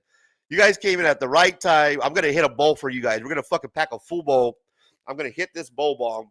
And you don't even have to give me any super chat money, because I don't have 500 subscribers. So yeah, there is no super chat money. But I'm gonna pack a bowl. And I'm gonna try to clear a fucking bowl for you guys, man. Much love to the Grossi posse. We're gonna pack a bowl live here on Razor Comics. I smoked some good shit. Okay, I'm not gonna lie. You're gonna look at this weed and you're gonna be like, wait a minute, that don't look right. No, let me show you something. You're going to see some white stuff in here. And you're going to be like, hey, man, is that your toilet paper fucking, you got fucking dingleberries? And you're, no, I swear to God, this is not pieces of toilet paper. So I'm going to pack a bowl. You see those white chunks in there? Grassy Raid? Those are actually THC crystals. I'm going to hit a bowl thanking you guys. I'm going to try to clear it.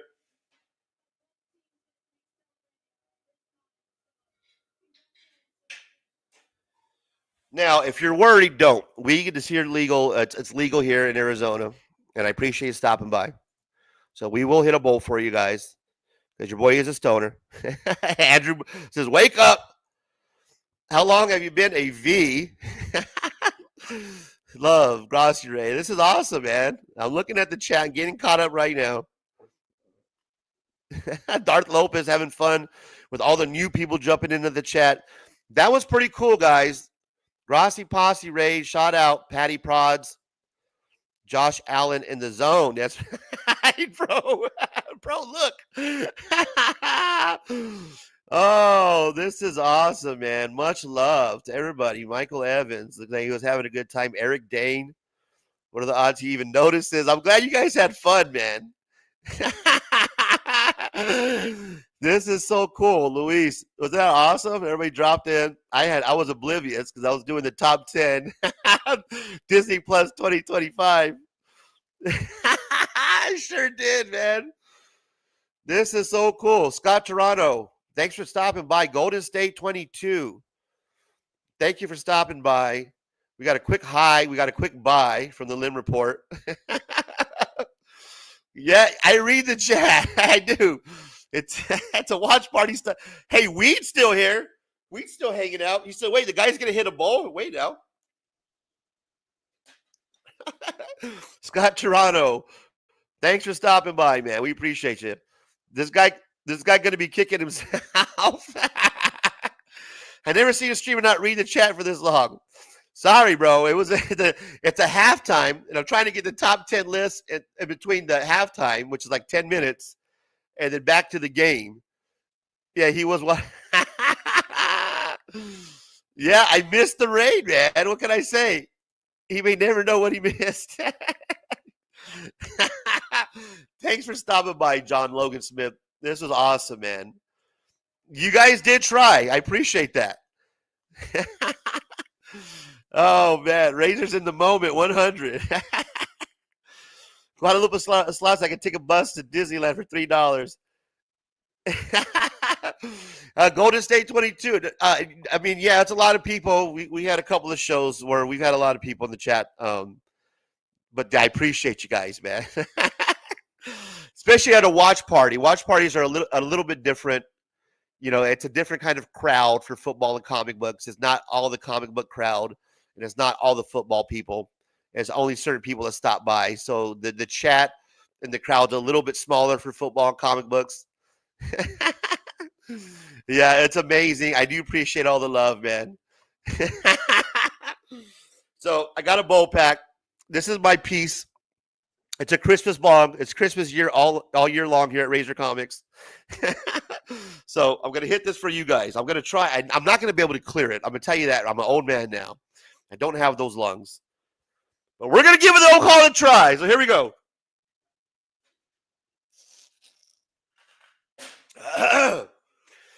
Oh, man, I'm going to die, guys. Don't laugh at me. I might shit my pants. If I do, I'm going to act like I got to get up and piss. Know that I shit my pants. I'm going to give you that warning right now. So if you want to leave, I totally understand that.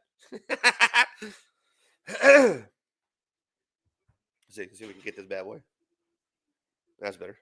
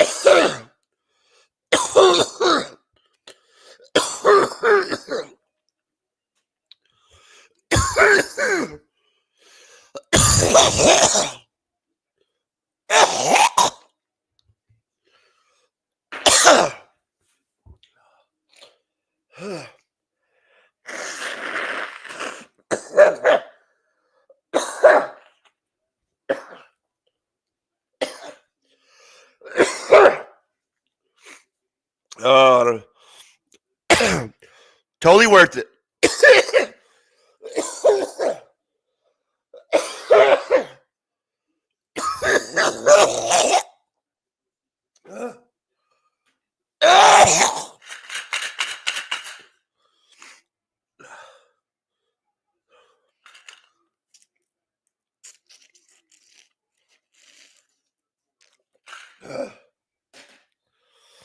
Couldn't do it. Couldn't do it. I couldn't do it, guys. Oh man.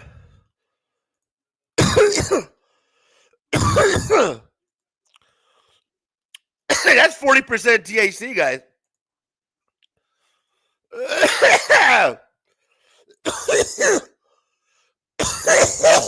Check out me and Scotty.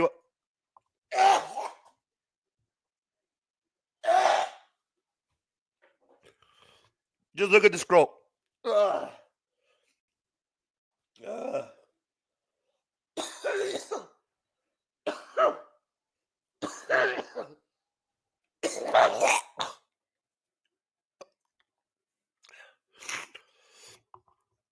Oh.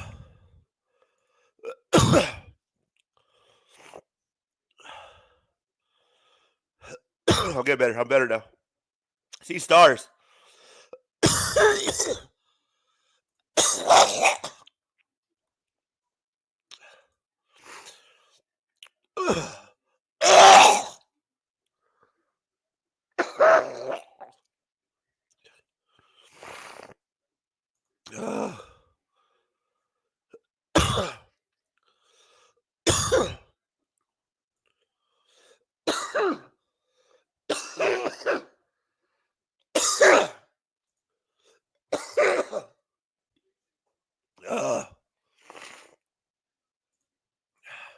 Hey, get a water. Oh, guys. God damn it.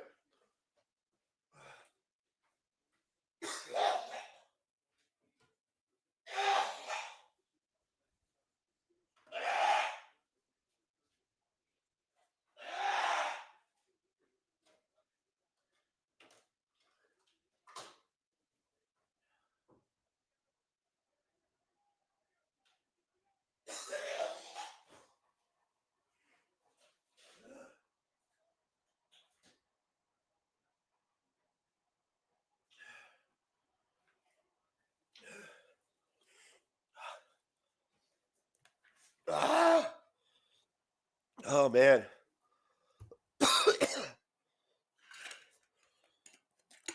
Oh, damn, guys. That was a big one. I haven't took a ball hit like that in years. Oh, shit. Well, I don't think I need to smoke for the rest of the show. I think we got that part covered. Hi, check. First fucking class ticket to Stonerville? Yeah, man. I'm your passenger. What the fuck? Oh, damn. All right.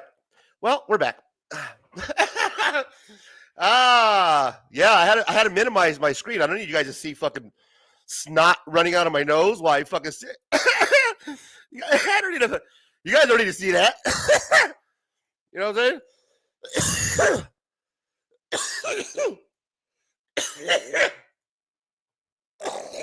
I'm still dying, guys. Oh, man. Oh. 7-13. Personal foul. Leading with the helmet. Oh, now you got an injury timeout. Bills are driving 6 minutes into the third quarter, or 6 minutes, 9 seconds left in the third quarter. The drive has gone for 3 plays for 26 yards, 2 minutes and 31 seconds.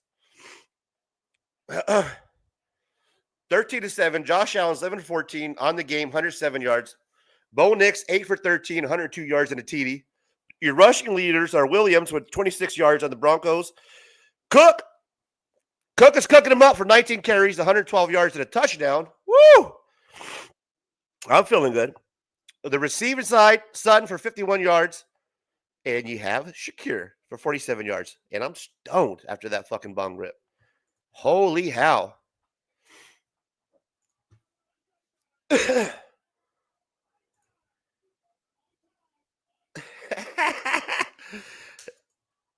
it. He's dead. I gotta tell you, Guadalajara, I'm pretty fucking stoned, bro. That my lips don't feel right after that bong rip. I'm glad I got the top 10 list covered before I hit that bong rip. Before the Grossi posse came and fucked me up. Oh shit! You know what's funny is I gave my boy George the link to join the show if he wanted to join. Right now would be a perfect time to help your boy out. But nope, he's gonna let me sit up here by myself and fucking carry the show. We're on a timeout break right now, guys. Thank God, because I'm fucking stoned. Oh man, timeout. 7-13. Close game. I think the most entertainment that we had so far is me taking a bong rip from a fucking raid that we had. If you're just joining. And I'm sorry if you're listening on the replay. Hey, you're wondering what's going on with the game. Well, it is 7-13. The Bills are leading. It's 6 minutes and 5 seconds in the third quarter. If you took the over on Josh Allen, he's not doing too good. He only has 107 yards for 11 for 14. So it's real conservative. But James Cook has 19 carries and 112 yards. So they're doing their best impersonation of Derrick Henry and Lamar Jackson. Their best Batman and Robin duo, if I may. Interject a little comic book with your football. But it looks like Ray Davis got taken off the field after that injury timeout. So the rookie from Kentucky getting walked off the field after that. 7-13, coming back after the break, taking a look at the hit. It wasn't helmet to helmet. Does look pretty bad. Now you got a first down and 10. Josh Allen coming out of the huddle underneath the I formation. He's going to turn around, hand the ball off to Cook. He falls forward for about a yard or two. Nothing big. You get a 2nd and 9. Cook with 20 rushing yards, 113 yards, and a touchdown on the day. Cook is smoking, just like your boy. Oh, damn, man.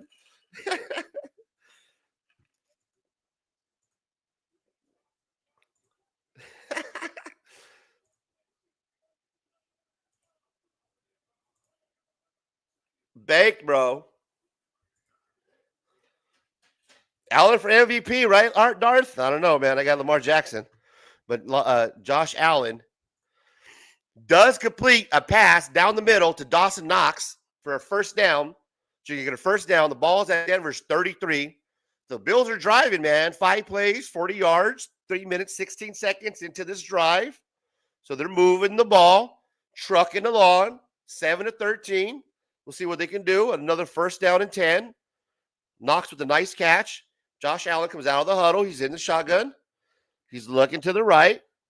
James Cooks repositions himself to the right side of him. Little motion for the wide receiver. Josh Allen's going to take the snap. He's going to do a little play action. He's going to float back. Toss it to the right. Nobody there. No one home. Incomplete pass. 2nd and 10 coming up. He had plenty of time. Plenty of time, man. He just didn't nail the guy. Coleman was open. He just overthrew him. He looks more rookie-ish than Bo Nix does. Bo Nix looks like he's more poised, even though he's a rookie, than Josh Allen does, man. Josh Allen, for being a veteran, I gotta be honest with you, Darth. Your boy does not look like Lamar Jackson as far as MVP status. MVP, Lamar Jackson had a beautiful game, a masterpiece of a playoff game yesterday where Josh Allen started off looking good early on with the run option and the fake and you know, picking up some chunks running the ball. Right now, they're just trucking along. No big splash plays, no chunk plays. With the arm moving the ball, it's 3rd and 8. It's at the Denver's 31. So at this point, it'll be about a 48-yard field goal.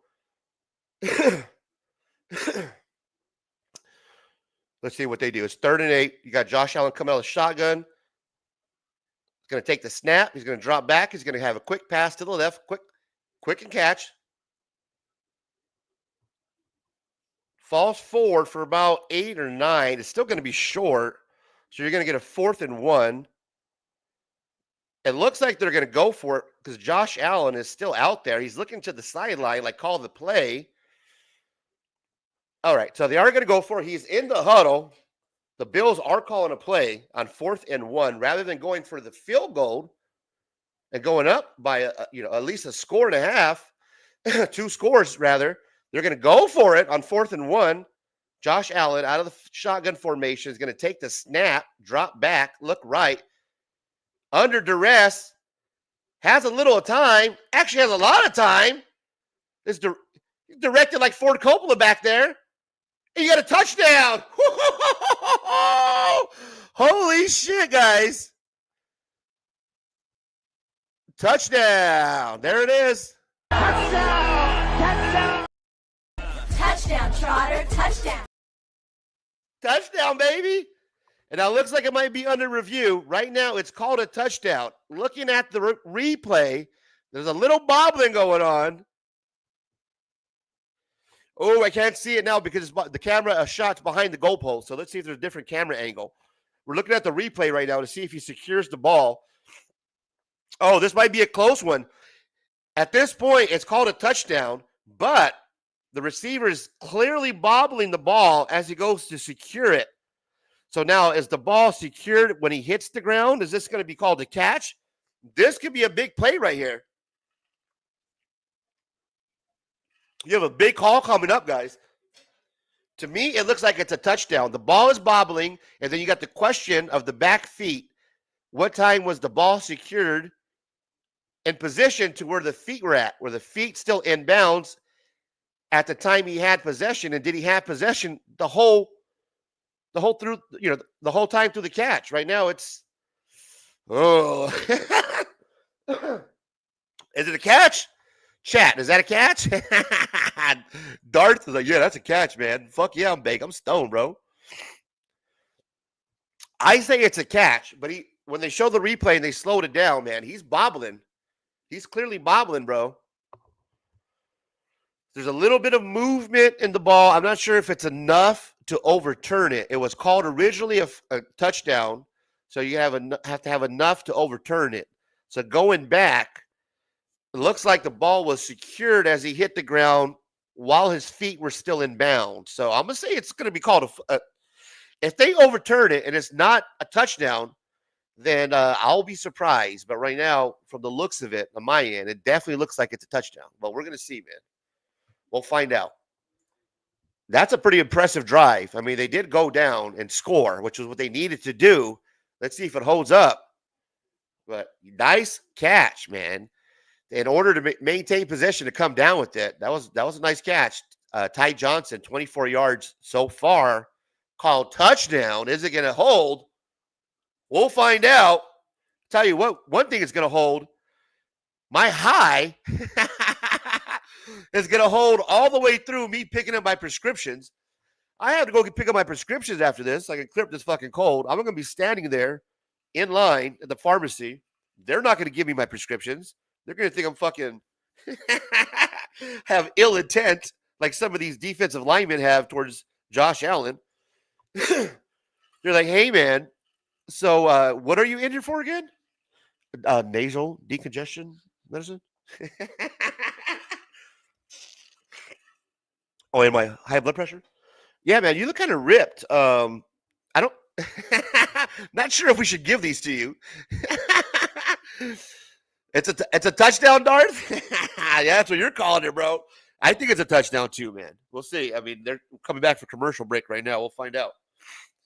I need my Vicks, guys. I'm dying up here. I'm still going to go pick up my prescription up. I don't give a fuck. I'm going to sit there stoned in line. Like, they're going to ask me simple questions too. Like, what's your date of birth? I'm going to be so stoned. I'm going to be like, I don't know, man. It's on my license, man. Which license? It's on my car, man.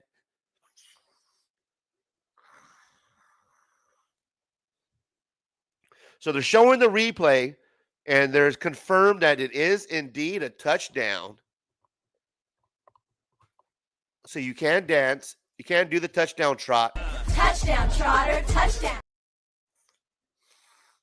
Because it is indeed a touchdown. They're going for the 2-point conversion. Josh Allen takes the snap, toss right to Coleman. Coleman, 2-point conversion. Touchdown, Trotter. Touchdown. That's complete. That completes the 2-point conversion. Goes up for 3 scores now. 21-6 Buffalo. 21-6 Buffalo. They are indeed covering that 7.5-point spread. Coming in, starting off, it was 9 points. That spread dropped to 7.5 before the game. I jumped in on the 7.5. So let's see if they can continue to cover that 7.5 spread. So far, I'm looking like money, except for the yardage on Josh Allen. I did take him, I think, to go over 200, 225. We got to take a look where he's at right now. Let's see. Right now, he's at $150. $151, 14-18, $151 in a touchdown. I had him going for just alternate yards for 200, so I need to at least get another 49. Bo Nix, 8 for 13, 102 yards and a touchdown. And then James Cook right now, the rushing leader, is killing it, man. 21 yards, and that's what's carrying the team. 115 yards and a touchdown. Without James Cook, 21 yards or 21 carries and 115-yard contribution, this would be a different game. But the Broncos not able to slow down the run offense, and that's what you're going to need in order to get past some of these teams in the AFC. You're going to need to be able to run the ball. That old cliche of run the ball, stop the run, could not be more truer than this game right here. As you look at the two rushing leaders for the teams, Williams with 26 compared to Cook on 115. The old cliche stands true. You got to stop the run, and you got to run the ball. Well, the Bills are doing that. Josh Allen is showing that he does indeed deserve to be MVP, but I'm still giving it to Lamar Jackson based off Lamar Jackson's historic performance last night. Artfully done.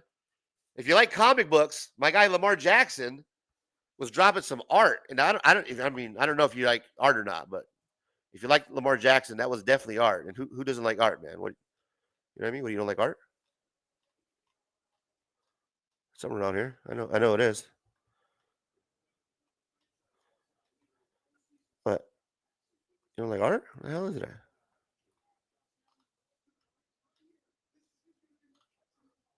You don't like art? You gotta like art. All right, here we go. Josh Allen's on the sideline. He's laughing it up, enjoying his day. Josh Allen and the Bills, they're proficient, man.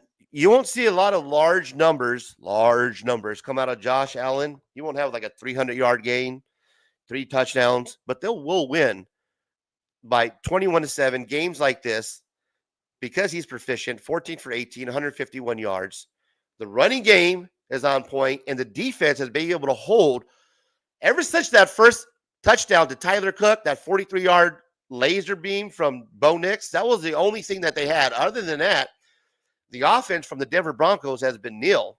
You haven't seen any large explosions. You haven't seen any big chunk plays come out from the Broncos side. So far, the Bills have been able to corral these bucking Broncos. You like that? Like that sports talk right there? Here we go. 1st and 10. Broncos with the ball. Bo Nix is underneath the center. They're out of the I formation. Takes the snap, turns around, hands the ball off. Going to fall forward for about 4 or 5 yards. You're going to get a second and, about 6. 2nd and 7. 2nd and 7. Javonte Williams with another carry. Not a whole lot going on in the run game. Couple yards. Going to bring up 2nd and 7. Sean Payton with the trick play earlier. You missed the old trick punt, but that did not pay off. They ended up punting afterwards. So this is where we're at. Total yards of offense, 312 to the Broncos, 169. That's a big difference. Again, we're going to get an I formation lineup, another handoff down the middle, and pretty much similar results as the last handoff. Couple yards, nothing big. It's going to bring up a 3rd and 6. So that's the game plan so far for the Broncos, is to run the ball and pick up 2 yards here, 2 yards there, and then now they're stuck in the 3rd and 6. You're going to put your quarterback in a position where you got to pick up 6 yards, and you know the Bills are going to be bringing something. So let's see what happens here. 3rd and 6. You have to pass the ball now. Bo Nix out of the shotgun formation, lines up. It looks like the Bills have a couple of extra linemen up front. Bills might be blitzing here. Look for that. Stop the play. Flag down. We'll see what the call is. False start. Pushing the Bills back. 5-yard penalty. 3rd down. Troy Franklin, the hero from earlier who caught the 43-yard touchdown pass here, commits the foul, pushes his team back 5 yards. He's going to bring up the 3rd down and 11. 3rd and 11, 3 minutes, or the 3rd quarter, 1 minute, 42 seconds left. Bills Mafia going crazy right now. Game time was 31 degrees, so it's cold as fuck. 3rd and 11. Bo Nix is lined up in the shotgun formation. Going to take the snap. Gets the snap off. Drops back. Shot down the middle. Gets tipped up. Almost intercepted. Incomplete pass. Brings up 4th down and 11. Minute 20 to 3rd.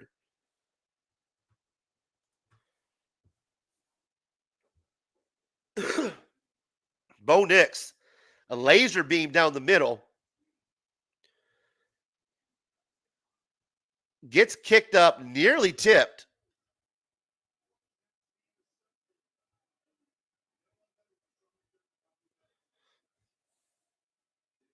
Dixon gets the punt off. A nice punt. It's going to be returned. A little shake and bake in the backfield. Sutton dodges 1, 2, 3 Bronco defenders. Gets it out to about the 42-yard line, almost midfield. Absolutely amazing return from Sutton. Great job. Or Shakir, rather. Shakir gets a good return back for the Bills. Going to set up shop at about the 48-yard line. So good possession for Bills here. They're going to get a chance to take another score here on the board. Another lead on top of the Broncos. The lead that they've already established, 21-7. Josh Allen, 14 for 18, 151 yards on the day. We are chilling, having a good time. I'm stoned. I put the bong down. Gonna brew me a cup of coffee right now. Hope everybody's enjoying their Sunday. It's early enough here where I can still get shit done once this game's over. So no matter how stoned I am, I can brew me up a couple cups of coffee, make my way to the pharmacy, get my prescriptions. That was wild, man, that we had that fucking raid from Rossi Grossi, or whatever the fuck the name was, the Rossi show, the Grossi posse. The motherfuckers showed up, raided the channel during the top 10 Disney Plus shows of 2025. I didn't even notice it, guys. I was sitting here. I'm on the laptop, right? And I'm just reading the article. That's all I'm doing. So I switched to the other screen so I could read the article, right? So I'm not seeing what's going on in the chat, man. I'm fucking just straight doing the article because I know that we have halftime that's going to be ending pretty soon, and we got to get back to the game. So I wasn't planning on reading the chat. I was just planning on covering the article, just reading the article, and then getting back to the game. Meanwhile, we get raided by the Rossi Grossi posse. Where the Grossi? I don't know what the fuck they were named. The Rossi posse? Shout out, man. Grossi posse. I don't know what the fuck it was. But they showed up, and they were real cool about it, man. They're like, this fucking guy, he's oblivious to what's going on in the chat. Wake up. Look at the chat, man. We're raiding you. And I've never been raided before. You know what I'm saying? The only time I've been raided is fucking when South Phoenix Police Department is kicking down the fucking door. Down. It's the only time I've been raided. They showed up, man. They fucking raided the show, did their thing, and shot out. But I didn't know that was going on, guys. I was just covering the fucking list. So, man, these guys showed up. Fucking Patty and others. That was hilarious, bro. Fucking who was on here? Golden State 22. Some crazy names popped up. And then once I started going through the chat, I was like, who's fucking Scott and fucking Eric? All these names. Never seen these guys before. So that was cool, man. You know, a little channel like mine getting raided and shit. Fucking threw me off completely. And then they make me hit a fucking bowl. Well, they didn't make me. I just, I thought to show thanks for the chat, for the people showing up for the show, listen to my ass for 3 hours, giving up my voice, giving up, all decongested, sniffing on this Vicks vapor rub all day.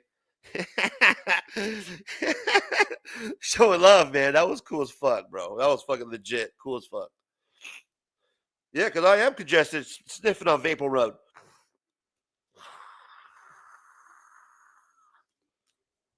Josh Allen takes a quick snap, quick throw, picks up a yard, nothing big. It's going to bring up the end of the third quarter. 3rd and 6 when we come back. At the beginning of the fourth quarter, it'll be 3rd and 6, 21-7. It's looking like this is going to be a ball game, possibly a blowout. If the Bills score, will they take out their starters? If they put another touchdown on the board and they go up 28-7, they go up 3 scores, you think they're going to put their backups in? Because I think you might see the backups start to come in. Why put yourself in a position to hurt your team here when it's clearly shown that the Broncos can't stop the run? You can line up, run the ball, kill some clock, even if they score in garbage time. There's a good chance that you're still going to win by a couple of scores. So up by 3, that'll pretty much put this ball game done. Drop another one on them. You know what I mean? Put it up by 3 scores. Call it a day. Calling the backups. Let the reserves do their thing. You're up by 3 scores. Take a lot of fucking time off. Let the Bills Mafia, let their fans enjoy their win. Let the starters interact with the crowd and shit, with the fans. You know what I mean? That'd be dope. So I still want to go up. I don't know, bro. Who's the Grossi posse, man? They stopped by earlier and fucking raided. That shit was crazy. Yeah, that shit. And what was funny, man, it was classic Razor, right, bro? It was classic Razor, completely oblivious. You know what I mean? doing his fucking comic book. Fucking, these guys are probably like, what the fuck is he talking about? Top 10 Disney Plus movies. And you know what's funny, Luis? I didn't see the chat. I just seen how many people were watching. I think it was like 15 people. So we got like a huge spike of people that came in. Must have been at least, 15 people, whatever, 20 people that came in. But I noticed at the time, it was like 15 people at the beginning of me doing the top 10 list. And I was like, oh, man, this is amazing. People are really, really interested in the top 10 Disney shows of the 2025. This is amazing, bro. I can't believe how many people are interested in the Disney Plus top 10 2025 shows of the year. This is cool. I'm gonna go over this list. So I think it's just my amazing fucking skills in order to deliver this article on the top 10 Disney Plus 2025 show of the year. In reality, it's just another show called the Grossi Posse, who's stopping by and rating the show to show love and to boost the algorithm. So that was funny as fuck, man. It was classic Razor. I don't know what the fuck's going on. I'm fucking up here doing my thing, thinking I'm fucking killing it. Man, people are really loving these fucking top 10 2025. Let me keep going. Knowing this whole time, what is it? Derek from Grassi's channel, Grossi, whatever, they do football live stream. Oh, yeah, I think I might have seen that guy. I know there's another guy named Rhino that I follow. Rhino something. I follow him. He does some cool live streams. And then there's a couple other guys. Oh, shit. Looks like we got Samuel, a deep pass from Josh Allen right now, guys, as we're chit-chatting. Quick update on the game. As we chit-chat right now, Josh Allen just threw a strike to Samuel. And what happens is Samuel breaks a tackle. And what does he do? Touchdown! Touchdown, Trotter. Touchdown. Exactly what we were talking about is exactly what happens. Josh Allen passes deep down right middle to Samuel for 55-yard touchdown ball. Curtis Samuel, touchdown bomb from Josh Allen, 55 yards, shakes and bakes a defender to get to the end zone. And now they go up 3 scores. And it's going to be interesting to see if they want to bring in their backups, because at this point, that's an ass whooping. 28-7, pending the field goal, going into the fourth quarter. Just started. Didn't take anything but, what, 11 seconds off? 14 minutes and 49 seconds. So it took 11 seconds for that 55-yard strike to Curtis Samuel. Amazing, bro. So there it is. That's exactly what I needed. Check off another check mark box off the parlay. Needed Josh Allen to go over 200. He did. 2 touchdowns, 16 for 20. Money.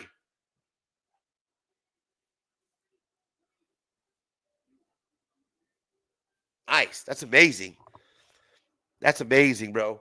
55-yard touchdown strike in seconds. Literally, as I was chit-chatting, Josh Allen delivers a laser beam gift wrap. Priority mailed. No fucking, definitely no shitty delivery on that one.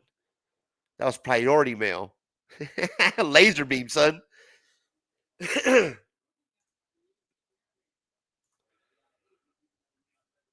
Touchdown, baby.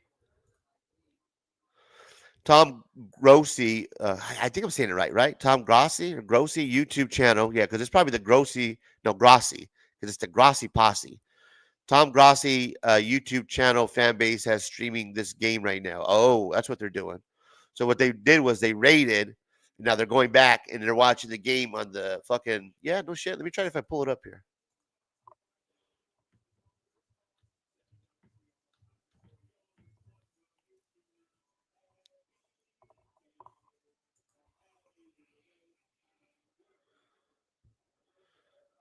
Oh shit! Check this out. This is him, guys. Derek, here it is. This is it right here. So this is who we got by. This is who we got rated by, guys. Check this shit out.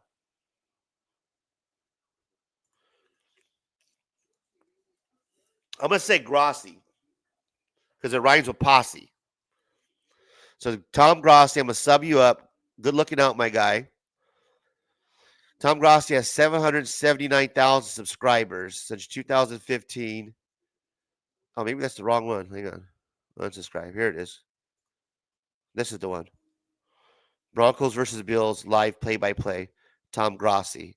9,000 people watching right now? That can't be right. Holy shit. Yeah, no shit. Broncos versus Bills live play-by-play reaction. 9,000 watching. Check this guy out. Tom Grossi posse. He has 779 subscribers, 4,000 videos. Holy shit. Yeah, this is the guy. So we'll subscribe him up. He's live right now. Chaotic good. Broncos versus Bills live play-by-play reaction. This 17 is yeah, look at here he is. Check him out. MVP signs in the stands. Bills fans. Yeah, look at he got his whole setup, bro. That's fucking legit right there. Check that shit out. So he got the scoreboard at the top. Damn, man, that's fucking dope. Look at the super chats, guys. This shit's off the chain. Look how many people are there. That's crazy. Yes. Kick is away. Return to the 20 and is going to get. Yeah, there he is. So we have these people in here that joined in earlier that raided. Let's go. That's legit. That's a fucking dope setup. Look at all the helmets he got in there. This guy's a straight Packer fan, so you know he's going to be doing the game next. I might watch this guy after this game. Because I'm definitely not going to be doing the game after my voice. I got to go pick up my prescription pills. Yeah, man. So I subscribed this guy out. There's 8,000. Look at this shit. 8,758 people that are watching this guy. Started streaming 2 hours ago. NFL, Broncos, Bills. Hey, buddy. How you doing? Yeah, no wonder we had a lot of people jump out of our stream when I started hitting my bowl because this is, this is like a legit. Do we have one for you? Poo for the loo. We haven't yet. We haven't tested that. We're afraid of the powers that it could unleash. So now it's 1st and 10, balls on their own 25, 14:43 to go in this ball game. Bo Nixon shotgun with the back line of running out of time, and he's going to run it himself. And that's funny, bro. So they're like, oh, we're going to dip out of here. He said, nope, we're dipping out. We can't have that on the show. Now I see now. I was fucking sitting here hitting a bomb, showing them love. And fucking they're like, nah, bro, we can't be doing that. Rossi Posse out, motherfucker. Sorry, Grossi Posse. I didn't know you guys were PG-13 like that over there, man. I didn't mean to fuck up your stream. But shout out to those guys. That was awesome. Golden State says Grossi is a cool guy. got some pretty big fan base, man. There's 9,000 people watching his fucking live stream right now. You see how his shit's all set up? His shit's legit, bro. He has the fucking the banner up on top with the scoreboard and shit. I'm gonna hit him up, Grassi. I subscribed you up, bro. I'm gonna DM you, man. Let me know how you fucking do that layer shit up at the top where you got the scoreboard and all that shit. I need to do that shit, bro. However the fuck he did that, man. That shit was dope. That motherfucker had a whole, yeah, that shit had a layer and shit, man. However the fuck he did that. That shit was amazing. He has a setup where it's he gets to fucking score in the top. I don't care about all his helmets and all that shit. I like how that layer is at the top where he has the scoreboard. You know what I mean? That shit looks dope. This shit right here. Where's that fucking...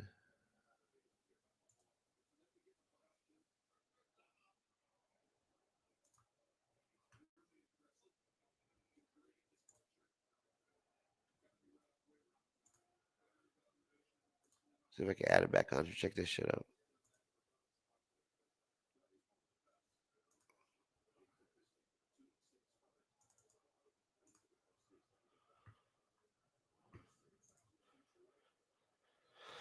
Yeah, the layering on the top. That's what's cool. How he has like that the scoreboard ticker. That's what I want to be able to do. That's pretty sick, man. I don't know how he does that, but that's pretty dope shit right there.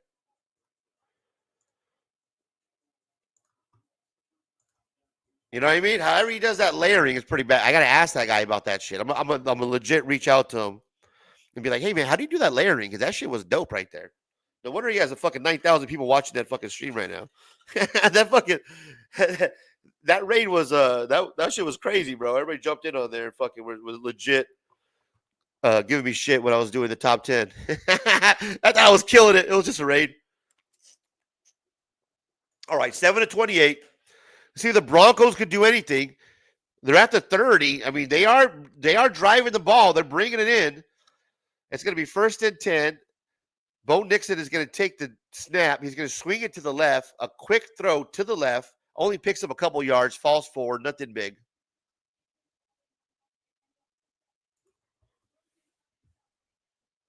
It's going to bring up 2nd and 13. Josh Allen is just chilling on the sidelines. The Bills Mafia is going crazy. They're up by 3 scores. 12 minutes, 19 seconds. 2nd and 13. Bo Nix taking the snap out of the backfield. Lining up. Shotgun formation. Trip set to the left. Under duress. Has to float to the right. Throws the ball on the run. Gets it off, but it's incomplete. Bringing up 3rd and 13. 7-28 Buffalo Bills. 12 minutes, 6 seconds left in the 4th quarter.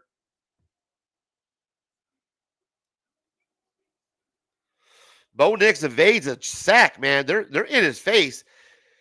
The defensive line, the defensive pressure that they're putting on Bo Nix is forcing him to make some throws that are a little off accurate. They're a little inaccurate on his throws, so he's not nailing his passes because the pressure that the Bills are putting on Bo Nix is getting to him to the point where he's affected his accuracy. At this point, they can't get the playoff. 3rd and 13, and Bo Nix is going to have to take a timeout.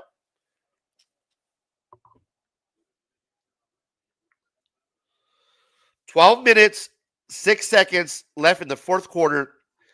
Obviously, a lot of time.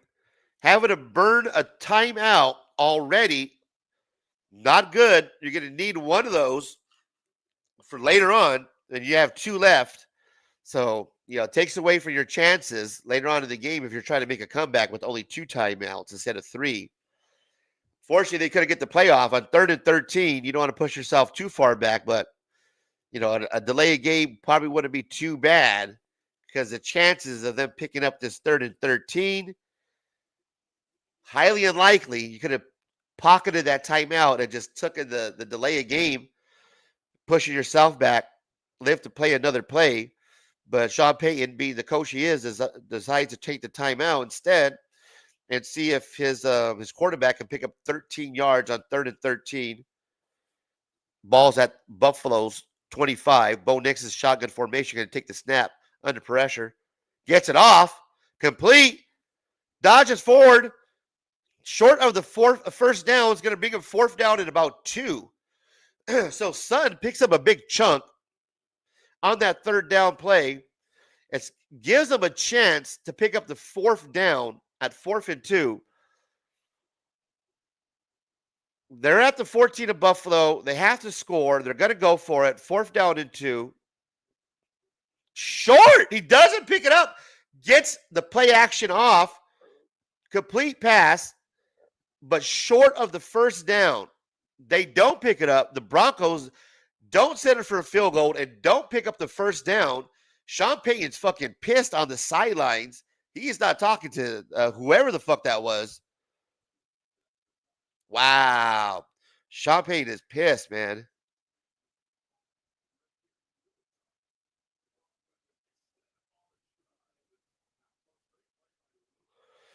We got a hurt player on the sidelines.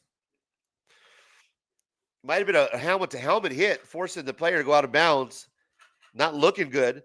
But either ways, the Broncos go for it on 4th down. And I don't know if that was the right play call, but it was behind the line of scrimmage, and they didn't pick that shit up. Wow. Guadalajara says the Packers are trash, though. his setup is legit, man. All his fucking helmets, bro. Those helmets, man. Those autographed helmets. Those are worth money, bro. Especially with fucking depending on who autographs it, and if it's from a player and the player autograph it. If it's a game worn helmet and you get the player to autograph that game worn helmet, that goes for a pretty penny. Those cases are dope too. So that's what he collects, obviously. Unfortunately, I don't collect that. I'm a comic book collector, so my money goes towards comic books, not towards the football helmets. Although that is a dope setup, especially if that's your man cave. You know, you get to go chill around all your helmets. I don't know if necessarily that's the route I would take, even as a sports collector. You know, I love football, and I love my Raiders. If I'm going to have my money and invest it into Raider memorabilia, I don't know if I'm going to necessarily go the helmet route. I would rather have the jerseys game worn and signed by the player. I think that's, you know, more cool to have on my wall than the helmets. I know the helmets are cool because they have their own display case and they display well. But for me personally, I would rather have the jersey over the helmet. I don't know. I'm a jersey guy for one. But, the helmets are cool, man, because you can line them up and shit. But, you know what I mean? I don't know. Whatever. Yeah, bro. I'm a Raiders fan, man. Go Raiders, baby. You know it. That's right.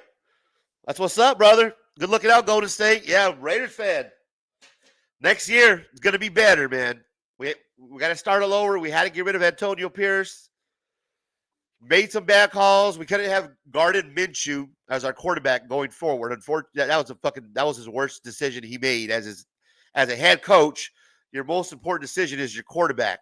I don't know what that guarded Minshew decision was about. I don't know why they kept going forward with that. They should have changed to Aiden O'Connell early on to give him at least a chance, especially if your coaching life depends on your quarterback. We already know what Minshew can do, so that was weird. Josh Allen, is still in. He's going to take the snap. He's going to roll right. He's going to slide forward, pick up a couple yards. I'm surprised that Josh Allen's still playing at this point. I think I would sit the starters here, let them rest. You got a 3-point score, and the Broncos are shooting themselves in the foot. They can't even pick up a 4th down. They're throwing behind the line of scrimmage on a 4th down, which is weird. And it looks like Sean Payton was pissed, bro. I don't know if that was the right call or what, but something happened there. 2nd and 6. 10 minutes, 50 seconds left. We're going to get a toss to the left. Going forward with some ill intent. Smashes forward for almost a 1st down. It's going to be 3rd and a few. Nice running play to the left. This is that garbage time where the offensive linemen love to eat, man. This is where the offensive linemen make their money. Just wait to hit a motherfucker. Johnson, number 26 for the Bills, Nice run play to the left. Falls forward. Gives a reasonable 3rd and 1. We'll see if the Bills can pick it up, keep the clock running. Because at this point, all they have to do is just keep running the ball. Really no need to put Josh Allen in any position where he can get hurt with those goddamn quarterback sneaks. And that's exactly what they're going to do. Oh, no, they throw it. Play action. Josh Allen rolls to the right. Rather than keeping it, does get it off, and it's a first down. Completion to Johnson to the right for a first down. Short couple yard completion. Looked like Josh Allen was going to hold it out, pull it in and run for a second, but he doesn't. He gets it off, and you get another first down.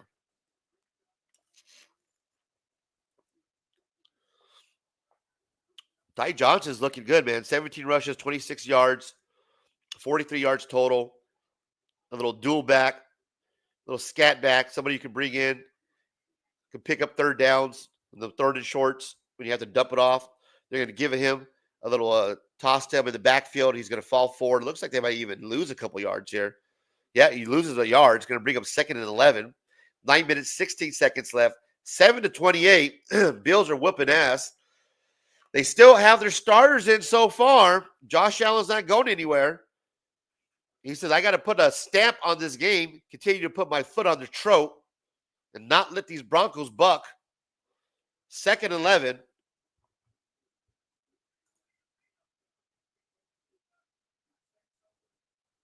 Yeah, man, you can definitely say Raiders Stadium. It's dope. I haven't been. I want to fucking check it out. I haven't been yet. I live in Phoenix, so I got to go check out the Vegas Stadium. But from the virtual tour and all this shit that I see online, that shit looks dope, man. From the DJ and the end zone to their own fucking nightclub, all that shit that's there. Yeah, I got to check it out. Everybody says that even if you're in Vegas and you're not a Raider fan, just go check out the stadium if you're a football fan. Because if you're a football fan, then you'll really enjoy and appreciate that dope-ass stadium that the Raiders put together.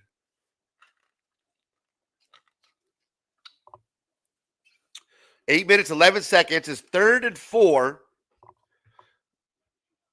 Bills are trying to pick up a first down. Josh Allen's going to take the snap. He's going to look left. He's going to take a deep pass. Oh, completion. Deep pass to the left. On 3rd down, Kincaid brings it in. Man-to-man coverage, left side of the field. Josh Allen steps back, unloads one to Dalton Kincaid. Kincaid pulls it in, falls forward, first down, huge pass, 35 yards.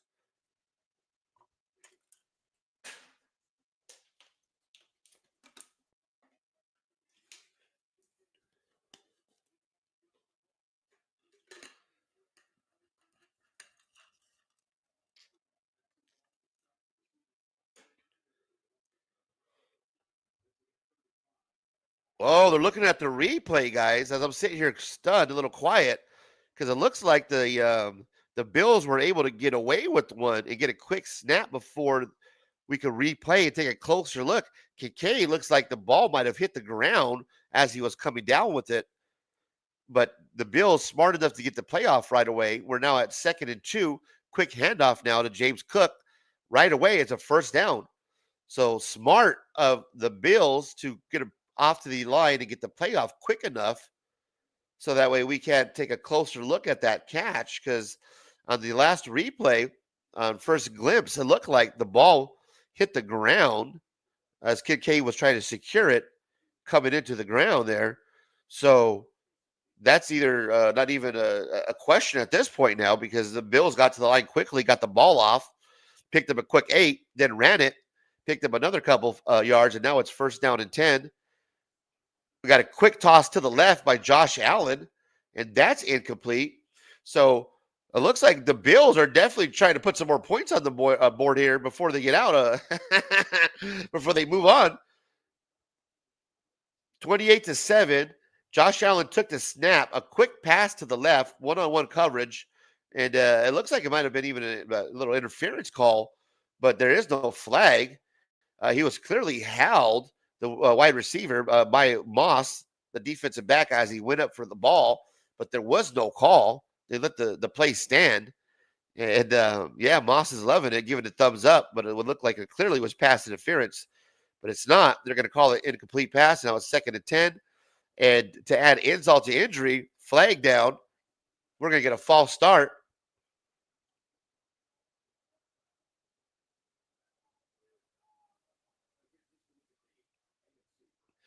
No, timeout.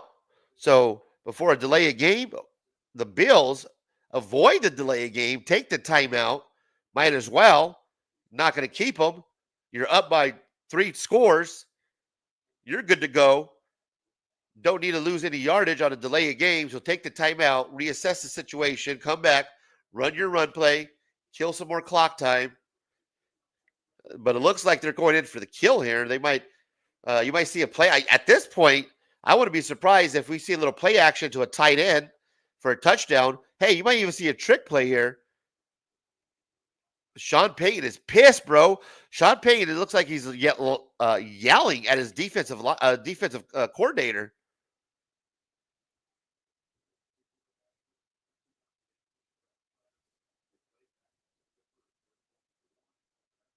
Wow. What's going on with the Broncos coaching staff? There's a drama. Definitely drama going on the Broncos coaching staff. That was crazy, guys. Sean Payton and his coaching staff are fighting on the sidelines right now. Yeah, drama on the sidelines. They're literally just yelling at each other. Holy shit, man. Okay, here we go. 2nd and 10. Josh Allen's going to take the snap out of the shotgun formation. Gets the snap off. Looks left. Throws left. Completion. Brought down at the 1st and goal at the 2nd yard line. 1st and goal. Completion. Josh Allen. Another dart to the left to Hollins. There's a flag down, however. And Hollins is not looking too happy about it. Let's see what happens here. Josh Allen takes a huge hit after the play. Wow, they're going to get an unsportsmanlike conduct call against the Bills. Wow, that was dumb.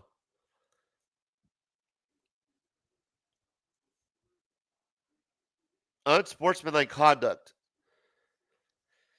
Josh Allen takes a shot. They're showing the replay. It looks like there could have been offsetting flags called because Josh Allen takes a shot, man, to the helmet.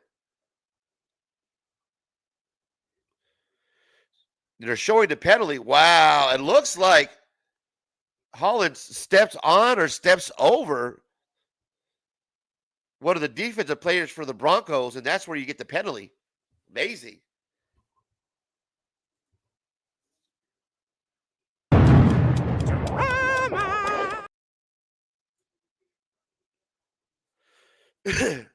Golden State says Denver first drive was all they got. They're falling apart. Yeah, man.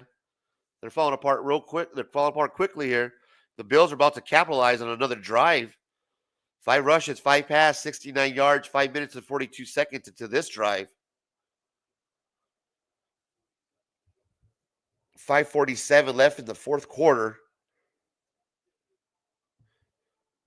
Wow. A lot of boos that you hear coming down from the stands. Yeah, that was uncalled for by wow. Now that I'm looking at this replay, guys, that was definitely uncalled for. And the Bills fans kind of letting them know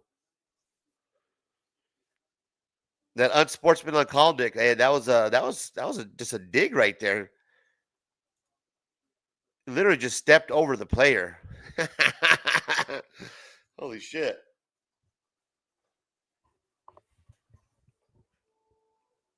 That's some real shit right there.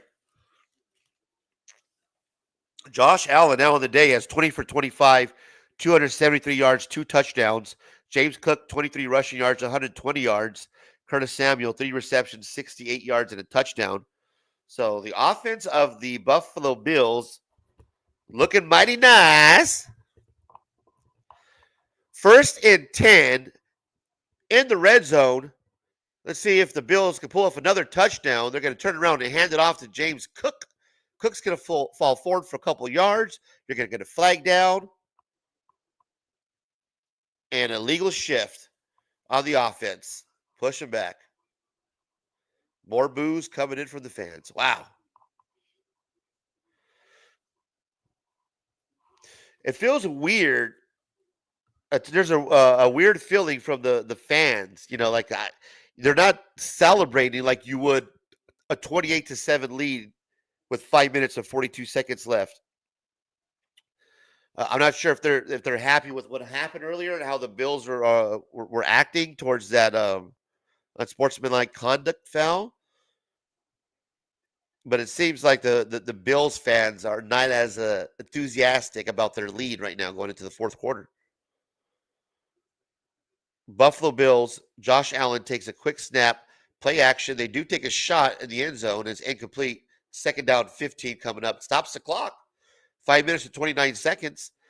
So rather than taking time off the clock, interesting play call to try to take a shot at the end zone on 2nd and 15. Looks like the Bills are really trying to stick it to the Broncos, man. It's the only way I can say it. From what it looks like from my perspective is that the Bills are just trying to stick it to them at the end. Which is, and they're definitely falling apart. Golden State said it perfectly, man, that they are falling apart. Even their coaches on the sideline are falling apart.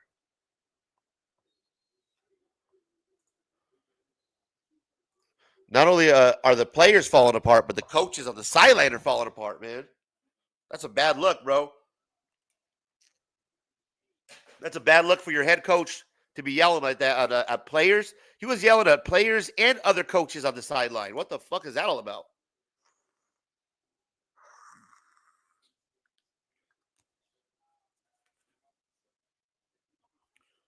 This is crazy. The crowd noise is not that of a team that's up by 3 scores. You would think that the crowd would be going crazy right now. But, I mean, I have the TV up loud enough to where I don't even hear, like, a roar from the crowd. Like, I remember watching the game last night, and Lamar Jackson literally had to tell the crowd to, you know, to chill out, man, to calm down because he couldn't get the snap off. Nobody could hear the play call in the huddle because the crowd was so loud. Where this is completely different, Mafia. What's going on, Bills Mafia? Why is it so silent out there, man? They're going to turn around. They're going to hand the ball off on 3rd and 10 this time. And they run out of bounds. Clock keeps running. So 3rd and 10. Luckily, he goes out of bounds, but the clock keeps running. So it's not one of those where, it stops the clock. Keeps the clock turning. 4th and 8, which means that they're going to bring out the field goal team and go up another score. Kind of a weird choice of play calling towards the end. They could have took more time off the clock and still settled for a field goal. So taking that quick shot in the end zone right away, that was kind of weird. Doing that this late in the game. It seems like they were definitely trying to add on to the score, trying to tack on, add insult to injury, rather than just playing it safe, taking time off the clock, and settling for the field goal anyways, which is what they're going to do, and settle for 3. So this is just, it's kind of a weird ending to this game. Watching the game last night with the Ravens is a completely different ending. The Ravens fans were going nuts. There was Lamar Jackson was having fun with the fans, but breaking down their top tier stats between the two for MVP, kind of a lookout. 4,172 passing yards for Lamar Jackson on the year, 731 for Josh Allen. Rushing yards, 915 for Lamar Jackson and 531 for Allen. So these guys are putting up big numbers. Still, my vote for MVP is going to be Lamar Jackson. Field goal snap. Field goal's up. It's good. Add another 3 to the scoreboard. Buffalo goes up 31-7. Tack on another 3.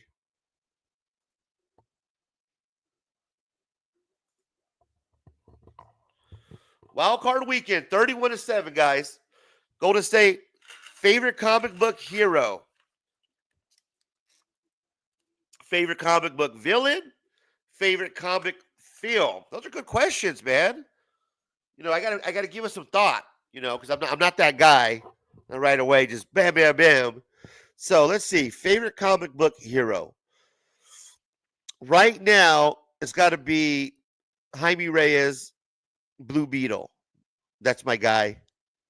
Shout out Blue Beetle, Jaime Reyes. I got to pick up some more Jaime Reyes, Blue Beetle. But yeah, that's got to be right now my favorite comic book hero. Favorite comic book villain? That takes some thought. That's a good question, man.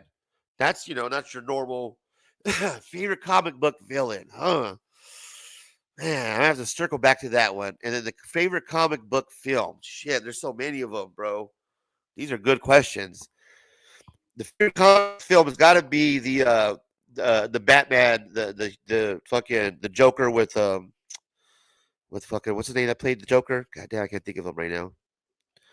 But the kid that passed away that played Joker, man, that Batman was the best Batman movie. That was amazing, bro. Dark Knight Batman, that was the fucking I think that's the one. I like the Bane Batman too, but the Dark Knight Returns, that's got to be my favorite one. And the favorite comic book villain, that's a hard one. I got to think about that one. That's a rough one. I would say Joker because I love Joker. Joker's always crazy. He's funny. He has that humor to his craziness. Why he's fucking torturing you. He brings that psychotic side to him, that psychotic thrillerness. So I'm gonna say favorite comic book villain is gonna be Joker, man. Good questions, bro. Yeah, there's so many, bro. You made it hard on me. I had to literally sit there and think, and I'm fucking stoned from earlier hitting that massive bowl. So that was a hard one. he really put my brain to thought there, man. I really have to fucking think about it. Yeah, that the favorite comic book movie has to be the Batman Dark Knight, right? It's got to be. Try to think which one even comes close to it. The Justice League movie was pretty good. The recent Justice League movie. I'm trying to think the name of it, but the first Justice League was pretty good. The what is it? The Snyder cut. That one's a good one. But yeah, I gotta go with Dark Knight, bro. No doubt. 31-7, a straight ass whooping, guys. 4 minutes, 37 seconds. Straight ass whooping. I'm going to change a couple of screens up here because this is pretty much over. So let's do this.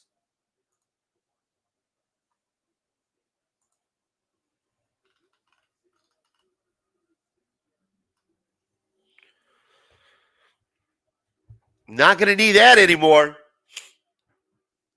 7-31. Ass whooping. 4 minutes, 37 seconds left. Bills, you can start your party. I'm going to finish the rest of my water.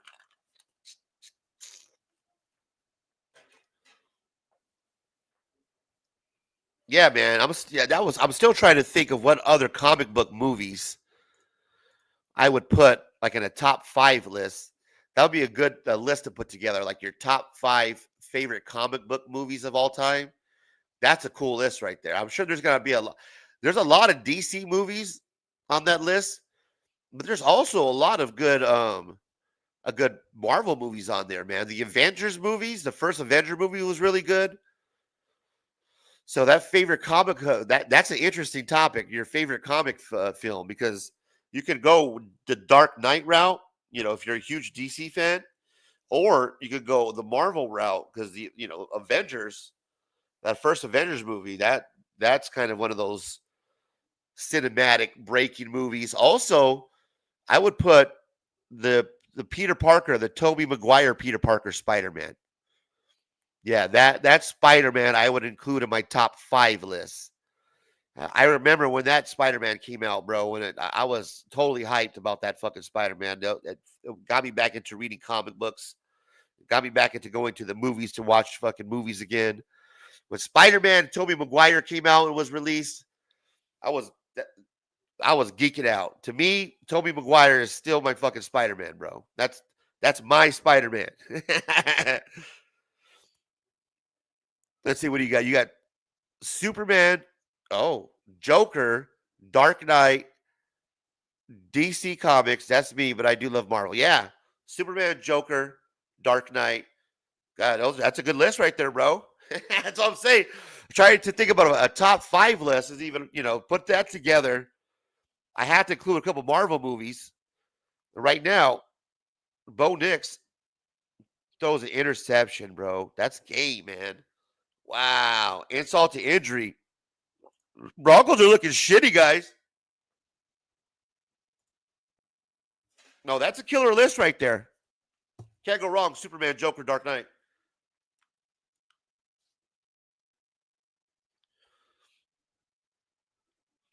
Because Superman, as far as your favorite superhero, that's one of those superheroes that we all know and love, but not too many people will pick Superman as their first superhero. You know what I mean?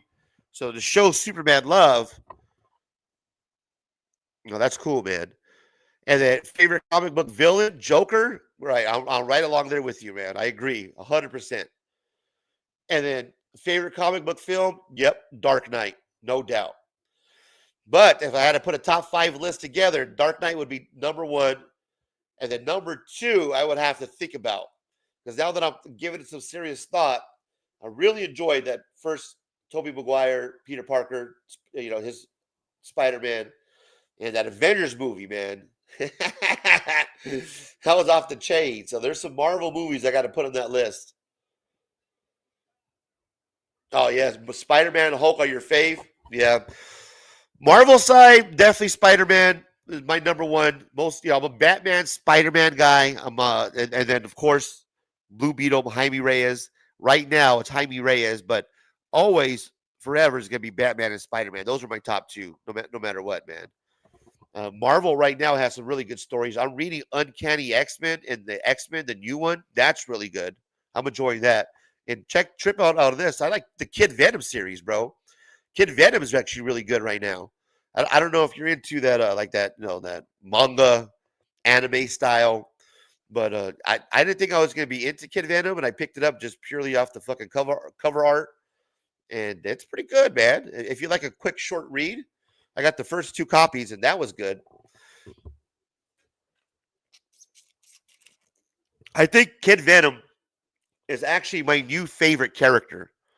Like as far as the new characters that they introduce or trying to introduce, as far as the new characters that have been introduced within the last year or 2, I gotta say that Kid Venom has definitely gonna be my favorite new character. I actually enjoy Kid Venom. I like that style and how the way that they're, it's another symbiote story. Like we don't have enough symbiote stories, but it's actually a good symbiote story where the characters that they're using and the time period that they're using is really interesting take on it.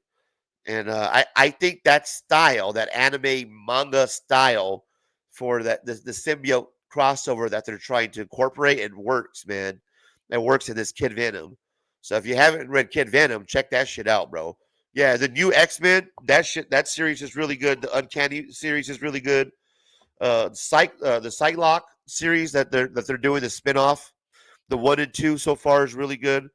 And I'm glad because it was hard to read X-Men the last couple years. Like I legit stopped reading X-Men. I couldn't remember when's the last time I've even read X-Men until now when they rebooted or, the new jumping on point or whatever the fuck.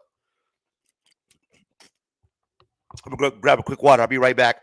I'm going to put this on the big screen, guys. Give me 1 sec.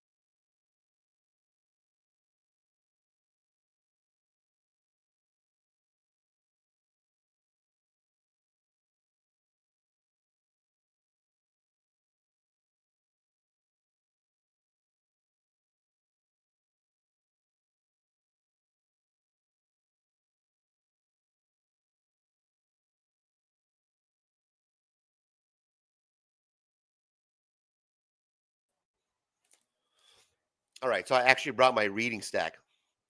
So let me show you what I'm actually reading.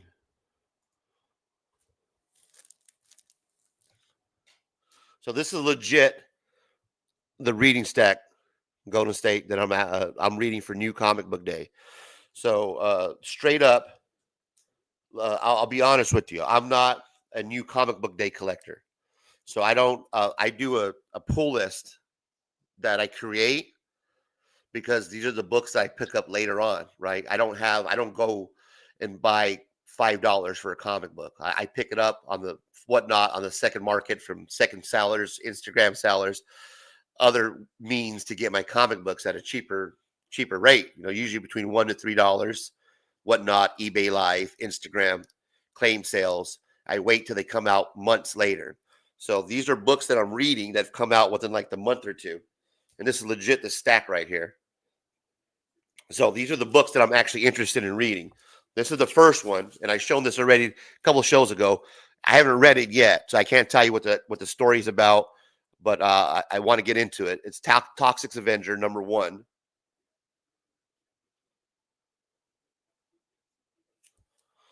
So that's what I'm looking to read.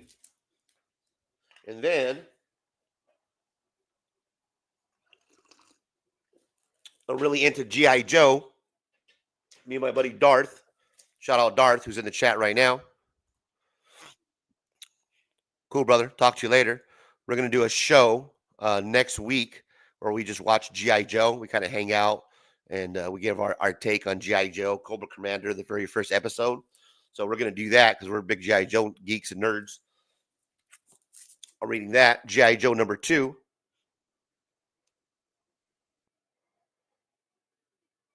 And that's a killer story. So if you haven't read G.I. Joe, they just started it over. And it's actually a cool time to get on, to jump on, man. It's a good starting point. And then there's the Psylocke cover for Psylocke 2. I'm reading that spinoff because I'm reading Uncanny. And this is a good story. And I'm reading X-Men. So I started getting into the Psylocke spinoff. And that's actually really good. And then you have the Uncanny X-Men, of course. You got to stay up on top of that. This is actually a good story. Marvel's doing a good job with the Uncanny X-Men. There's not a whole lot of good New Comic Book Day stuff that's out there that I enjoy. So I don't mind waiting a couple of months in order to pick up these issues. I think this was the most recent one, and I only paid like $2 or $3 for it. Hyde Street 2. This is new. These just came out. These are cool covers. I got a couple of them. The first issue is really good. If you haven't read High Street yet, check that out. That's really good. The covers are really cool. The story's weird. The main character, Mr. X-Ray with his spec glasses, pretty tripped out. So I got a couple of different covers of #2. I think I paid like $4 or $5 for all of those covers. And then this is a fun story. Feral. Not sure if you read any of the Stray Dogs, but Feral Feral #5. I have the first couple of them. I got 1, 2, 3, 4, and I have 2, 3, and 4 signed, double signed. So I picked this one up. Haven't read it yet. And X-Men Uncanny #6 with the row cover, the Adam Hughes row cover. Beautiful Adam Hughes row cover. I think I have 2 of those. I'm going to actually give another extra one of those away. I got to get Joe 4771 out his giveaway package from a couple of weeks ago. I think I'm going to give Joe, shout out Joe. I'm going to actually throw that in your giveaway, bro, because I haven't got a chance to get to the post office. As you can hear, man, I've been hurting. After this game's over here, which is over now, I'm going to get going here to the pharmacy to pick up my prescription. But Joe, this is going to you, my guy. I'm going to give you the Adam Hughes X-Men row cover. I have another one that I picked up, so I got 2 of them. This is the better version, so I'm going to give you that one. And then I haven't read them yet because I got #1 on the way, but I got #2 and 3 of the new Ninja Turtles. So once I get #1, I can start picking that read up. I'll tell you all about it, let you know if it's any good. I don't know yet. I haven't picked it up. But that's the actual reading pile, man. So that's legit. On top of Redcoat, I just read Redcoat. That was the first part of the reading pile that I had. So I did nail Redcoat 1. And Redcoat 1 was good. It fucking ends with him and a young Albert Einstein. I won't give too much away, but the story's good. It's about a fucking immortal soldier from the Revolutionary War that deserts the Redcoats, and he becomes immortal by fucking stepping in, literally crashing in on the seance, on one of the rituals going on by the Illuminati, by the Masons of the time. So he steps in where Ben Franklin was supposed to be given these powers during this ritual, right? And instead, these powers get fucking transferred over to, I think it's Simon Pure, or whatever his name is. And he gets the powers, which is immortality. So this fucking guy ends up being immortal, and the stories that he goes through and the history that they incorporate in it was it's hilarious, man. And it ends with a young, I think it's Albert Einstein at the end, digging him up, knowing that he's immortal. He's kind of watching and observing, and he figures it out.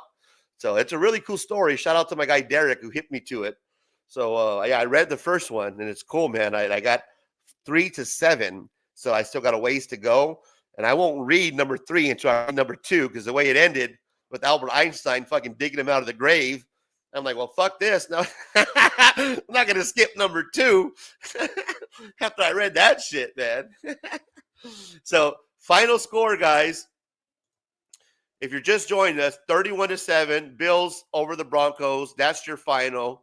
Great weekend that we've had, football. Lots of fun with football and comic books, just hanging out with the crew, with the gurus. I'm feeling a lot. You can hear my voice automatically starting to get better now that I got rid of the fucking, now I started drinking coffee. But, bro, that raid earlier was crazy. I got super stoned, man. Thank you guys for hanging out and hanging with me.